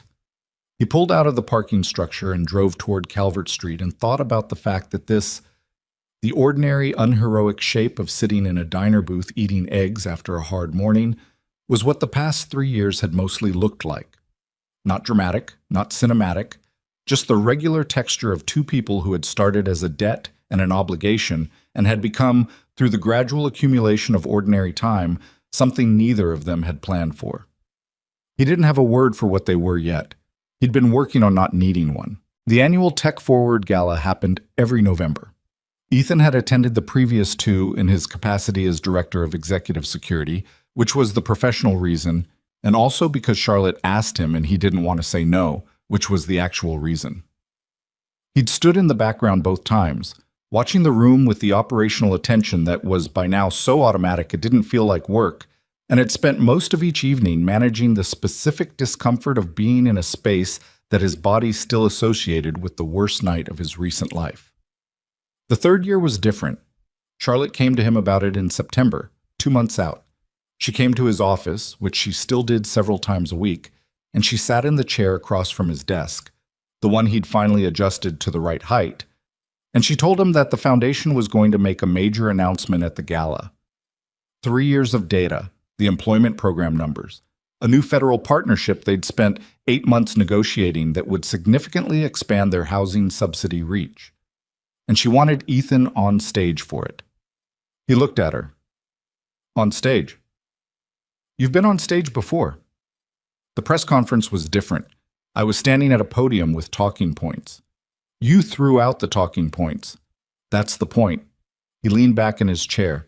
"Charlotte, the work speaks for itself. You don't need me on stage. I need you on stage because you're the reason people trust this foundation." She held his gaze. "Not me, not the brand. You. When families come to us, when they fill out those intake forms and show up for those first appointments, they come because they saw a man on a stage 3 years ago who said he was one of them and meant it." She paused. "I'm not asking you to perform. I'm asking you to be there. He looked at the window. The September afternoon was doing something complicated with the light. It's the same room, he said. I know. The same ballroom. I know, Ethan. He was quiet for a moment. He didn't have a clean argument against it. The discomfort wasn't the same as a reason. He understood the difference between not wanting to do something and having a legitimate objection to it, and he'd been making that distinction his whole adult life. Okay, he said. She nodded. She didn't celebrate it, which he appreciated. She just nodded and moved on to the logistics, which was the right thing to do. He told Emily about it that evening, at the kitchen table, over the remains of dinner. She looked at him across her plate with the expression she'd recently developed, the one that was somehow simultaneously 8 years old and 40, the legacy of a kid who'd had to hold too much too early. The same room? She said. Yeah. She considered this. Are you scared? He thought about it honestly. A little. She nodded slowly. That's okay, she said. You were scared after the first time too. You just didn't say it until later. He looked at his daughter. You noticed that? I notice most things. She pushed a piece of broccoli around her plate. I'll come, if you want. You don't have to. I know I don't have to. She looked up. I want to. He thought about her in the hospital waiting room, her school hoodie and her untied sneaker, the deli sandwich she'd brought for him, and the one she'd given away to a stranger. He thought about her at 11, with her measuring looks and her rock collection and her world map on the wall. Yeah, he said, I'd like that.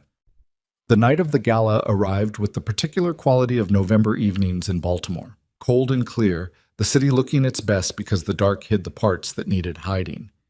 Ethan had been at the venue since 4 in the afternoon running the security protocols, which was appropriate and also gave him 3 hours to walk the ballroom before the guests arrived, to stand in the space and let it be what it was now rather than what it had been. It was the same room, same marble floors, same draping light fixtures, same dimensions.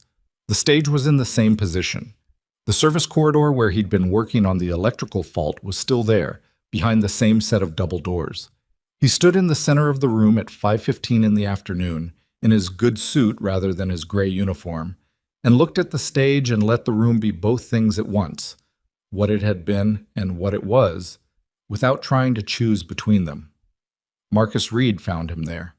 They stood side by side for a moment. You good? Marcus asked. Working on it. You want me to run the stage position tonight, or do you want... You run stage. I'll be in the room. Ethan looked around. I want to be in the room. Marcus nodded. He understood the difference without it being explained. That was one of the things Ethan valued most about him. The guests arrived at 7. By 8, the room was full. 3 years' worth of foundation supporters, corporate partners, the federal representatives who'd been part of the partnership negotiation, and because Charlotte had specifically extended invitations, 14 veteran families who had gone through the foundation's programs and had agreed to come tonight. Ethan had been involved in the outreach for those invitations, and he knew their names and their cases and their specific stories in the way, you know, things you've worked on personally. He moved through the room doing his job, tracking, assessing, making the regular rounds that were second nature now. And he stopped once at a table near the east side of the room where a man named David Carrera was sitting. Former Army. 2 kids, 9 and 12. Had come to the foundation 14 months ago with 4 weeks of runway before losing his apartment, was now employed as a logistics coordinator at a mid-sized shipping company in Jessup, in a job that had been built partly around the skills assessment the foundation's employment team had developed, the one that translated military experience into civilian language, that made the invisible visible to HR departments that didn't know how to look. David Carrera had sent the handwritten card. My kids have a bedroom again. Ethan stopped at his table. David looked up. Mr. Brooks? He started to stand. Don't. Ethan pulled out the chair beside him and sat. How are your kids? David settled back. He had the look of a man who was still getting used to things being okay, the slightly watchful quality of someone whose nervous system hadn't fully received the news that the emergency was over. Ethan recognized it. He'd seen it in his own mirror often enough. Marcus just made honor roll, David said. Alicia's doing this thing with Robotics Club. A small, real smile. She built a thing that's supposed to sort Legos by color. It sort of works. Sort of? It works about 70% of the time, and then it just stops and makes a noise. Ethan looked at him. That's a good start. She doesn't think so. She's already redesigning it. He paused. She said she's going to work in technology. I told her she's 9. He shook his head slightly. She told me that wasn't relevant. Ethan smiled at that. A real one that got to his eyes. I know a few people who can talk to her when she's older. David looked at him. I don't know how to... He stopped. Started again. I wrote you that card. I know. I didn't know if anyone read it. I read it. Ethan met his eyes. I keep it in my desk.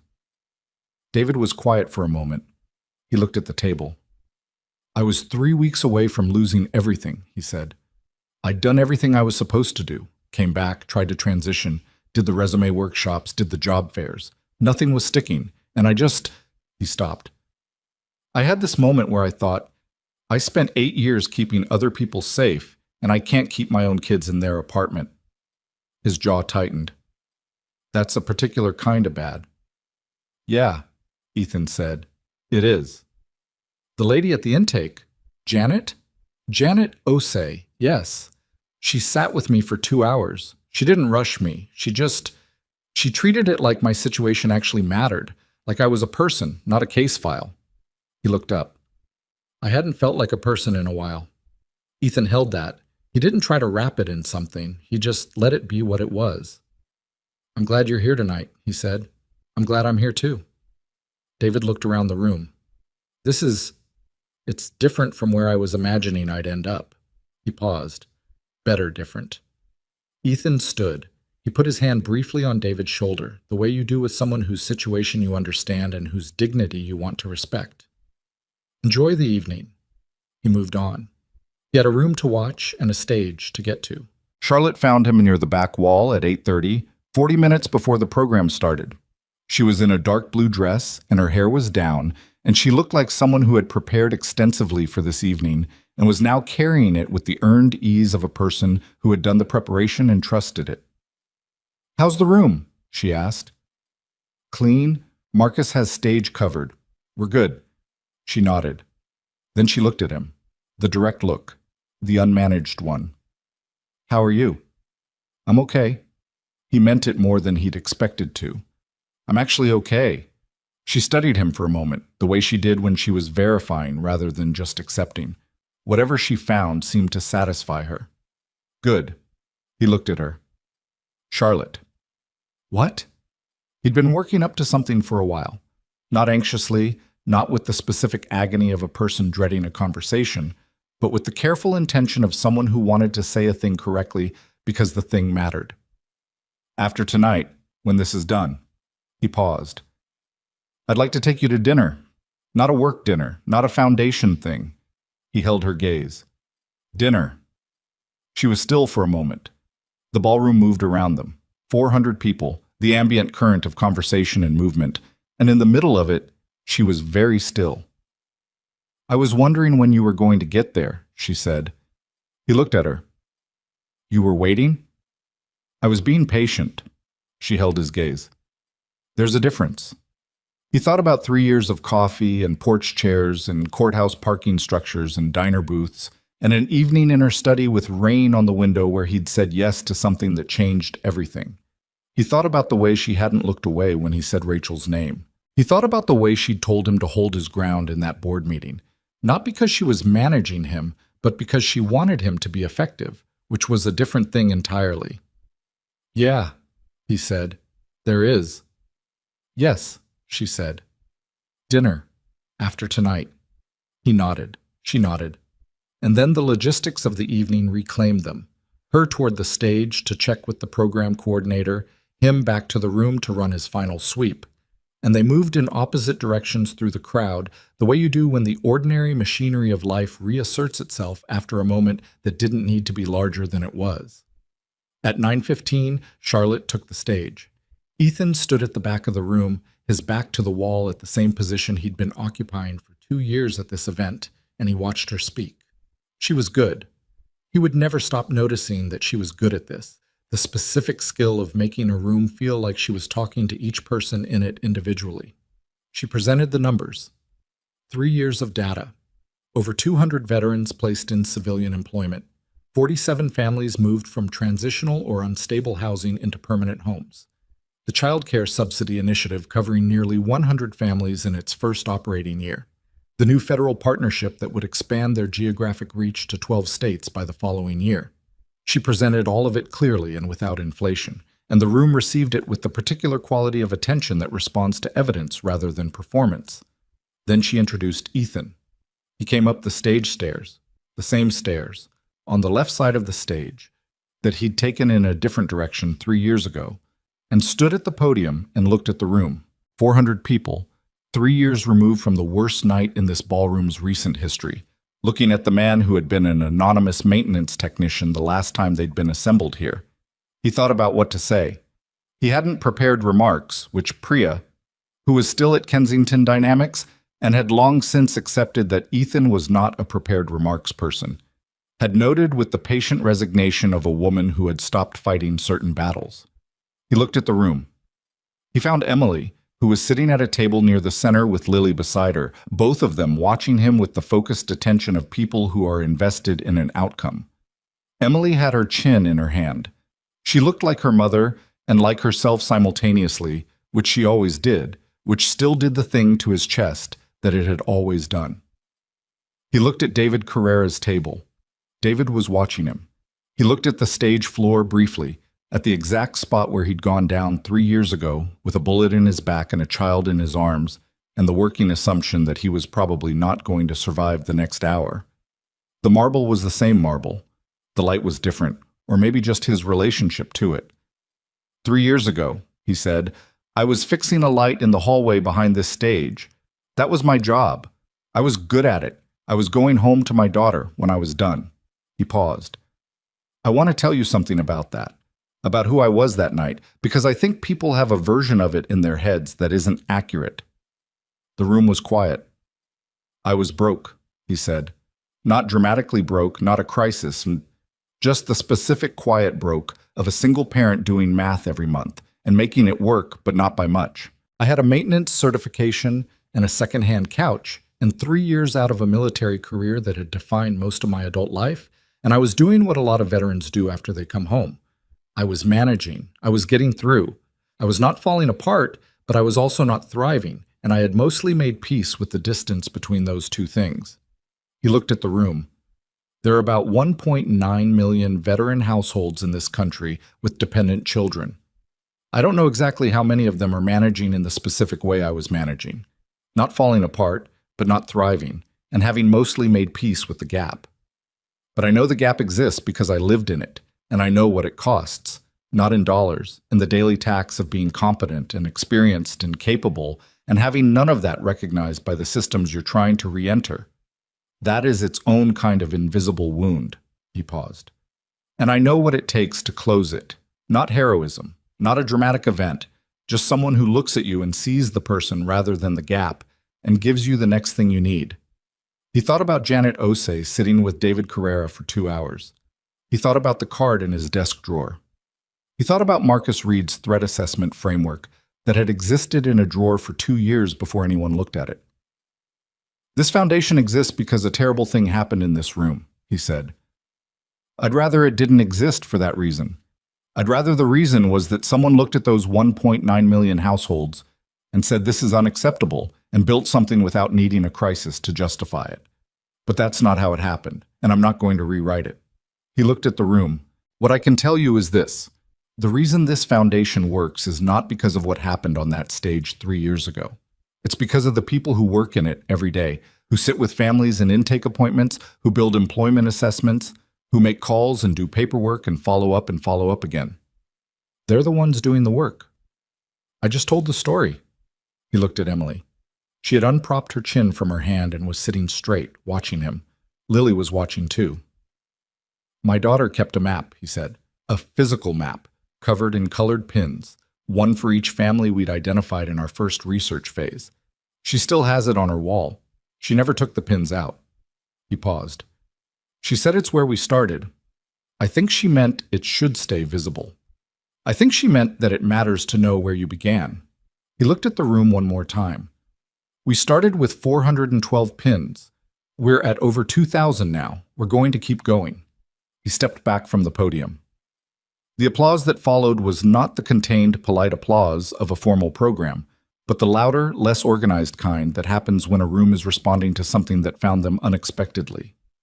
He walked back down the stage stairs and didn't look back at the podium, and he moved through the applause the way you move through weather, not fighting it, just going through it until he was on the other side. He found Emily at her table. She stood up when she saw him coming, which she didn't usually do, and she put her arms around him, which she also didn't usually do in public because she was 11 and had opinions about public displays of affection. He held her for a moment, her forehead against his shoulder, his hand on the back of her head. "That was good, Dad," she said, muffled against his jacket. "Yeah? Yeah." She pulled back and looked at him with her mother's eyes and her own face. "You didn't do the thing." "What thing?" "The thing where you make yourself smaller so people feel less uncomfortable about you." She looked at him steadily. "You didn't do it tonight." He looked at his daughter, 11 years old and already in possession of an observation that had taken him 35 years to arrive at. "No," he said, "I didn't." She nodded, satisfied, and sat back down beside Lily, and the two of them immediately resumed a conversation he'd apparently interrupted, and the evening moved on around them. Later, after the program ended, after the guests began their gradual departure, after Marcus checked in with a clean final report and the security team ran their post-event sweep, Ethan stood near the back wall of the emptying ballroom and looked at the space. The caterers were already moving through the room, clearing tables with efficient professionalism, and the lights had been brought up to working level, which removed the drama and left just the room, just the architecture, the marble, the bones of a space that had been the setting for the worst, and in some way he couldn't cleanly account for, one of the best things that had ever happened to him. He didn't try to resolve that. He'd stopped trying to resolve it some time ago. Some things held contradictions that didn't collapse into single meanings, no matter how long you looked at them, and the right response was not to force the resolution, but to hold both things and keep moving. Charlotte appeared beside him. Her heels were in her hand. She'd been carrying them since 10:30, he'd noticed, walking the room in her stockinged feet, with the particular relief of a person done performing.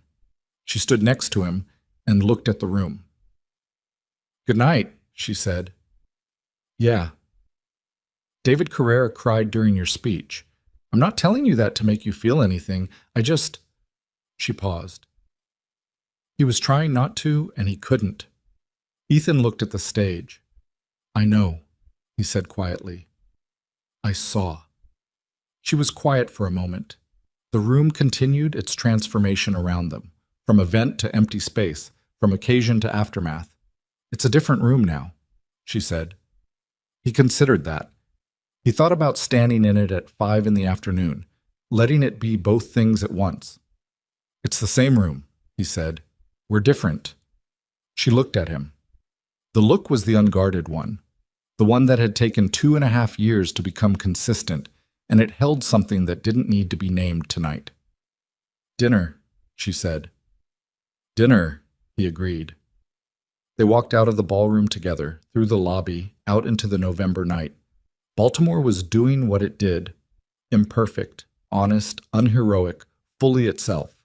The cold hit immediately, and neither of them had a coat, because their coats were in the car, and neither of them moved to get them yet.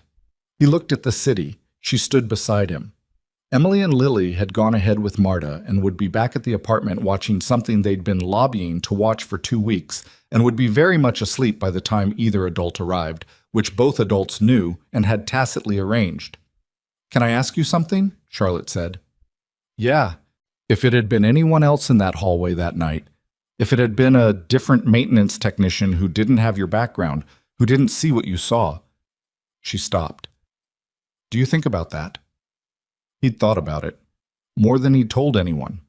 The specific contingency of it.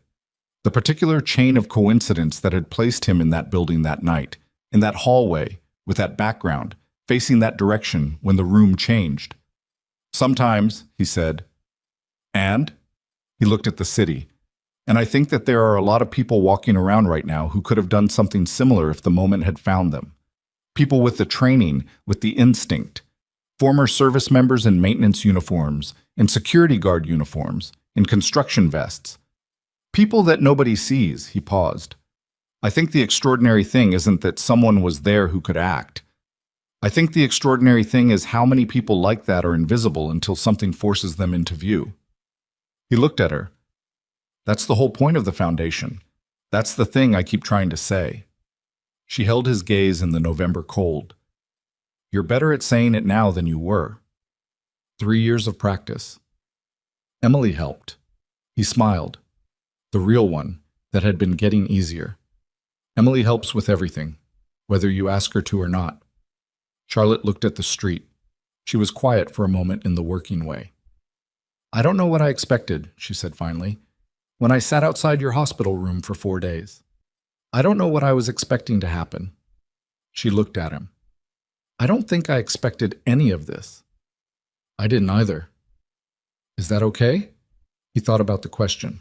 He thought about Rachel, who had always told him he made his best decisions when he wasn't in a hurry, and about the fact that he hadn't hurried this, hadn't hurried any of it, had let it take the 3 years it had taken to become what it was. He thought about Emily's map on the wall. It's where we started. Yeah, he said. It's okay. She bumped her shoulder against his once, briefly, which was the kind of small thing that carries more weight than the gesture accounts for. And then she said, we should get the coats. And he said, yeah, we should. And they went to get them. The story didn't end in the ballroom, though the ballroom was where it had started. It ended in ordinary places. In a kitchen where Emily was explaining to Lily why her method of loading the dishwasher was objectively superior, in a foundation intake office where Janet Osei was sitting with a veteran who needed 2 hours and someone willing to give them, in a desk drawer where a handwritten card said, "My kids have a bedroom again," in a scarred hand holding a coffee cup in an early morning, in the particular weight of a life that had been broken and repaired and broken again and had come out the other side not fixed exactly, but functional in a way that accounted for all its damage. Ethan Brooks was not a hero. He was a man who had done something fast and instinctive in a terrible moment, and who had then done something harder and slower in all the ordinary moments that followed, who had shown up, stayed present, held his ground, let himself be seen, allowed 2 kids and 1 woman and a room full of strangers in intake offices to matter to him in the specific ways they needed to matter. He had not saved anyone by being extraordinary. He had saved someone by being in the right place with the right eyes open. And then he had spent 3 years making sure that the thing he'd found in himself in that ballroom, the capacity to see what needed doing and do it, didn't disappear back into a gray maintenance uniform and a service corridor and a life that was managing but not thriving. That was the actual story. Not the footage, not the headline, not the 17 seconds that 47 million people had watched. The actual story was everything that came after, in all its imperfect, uncinematic, ordinary weight. And it was still going.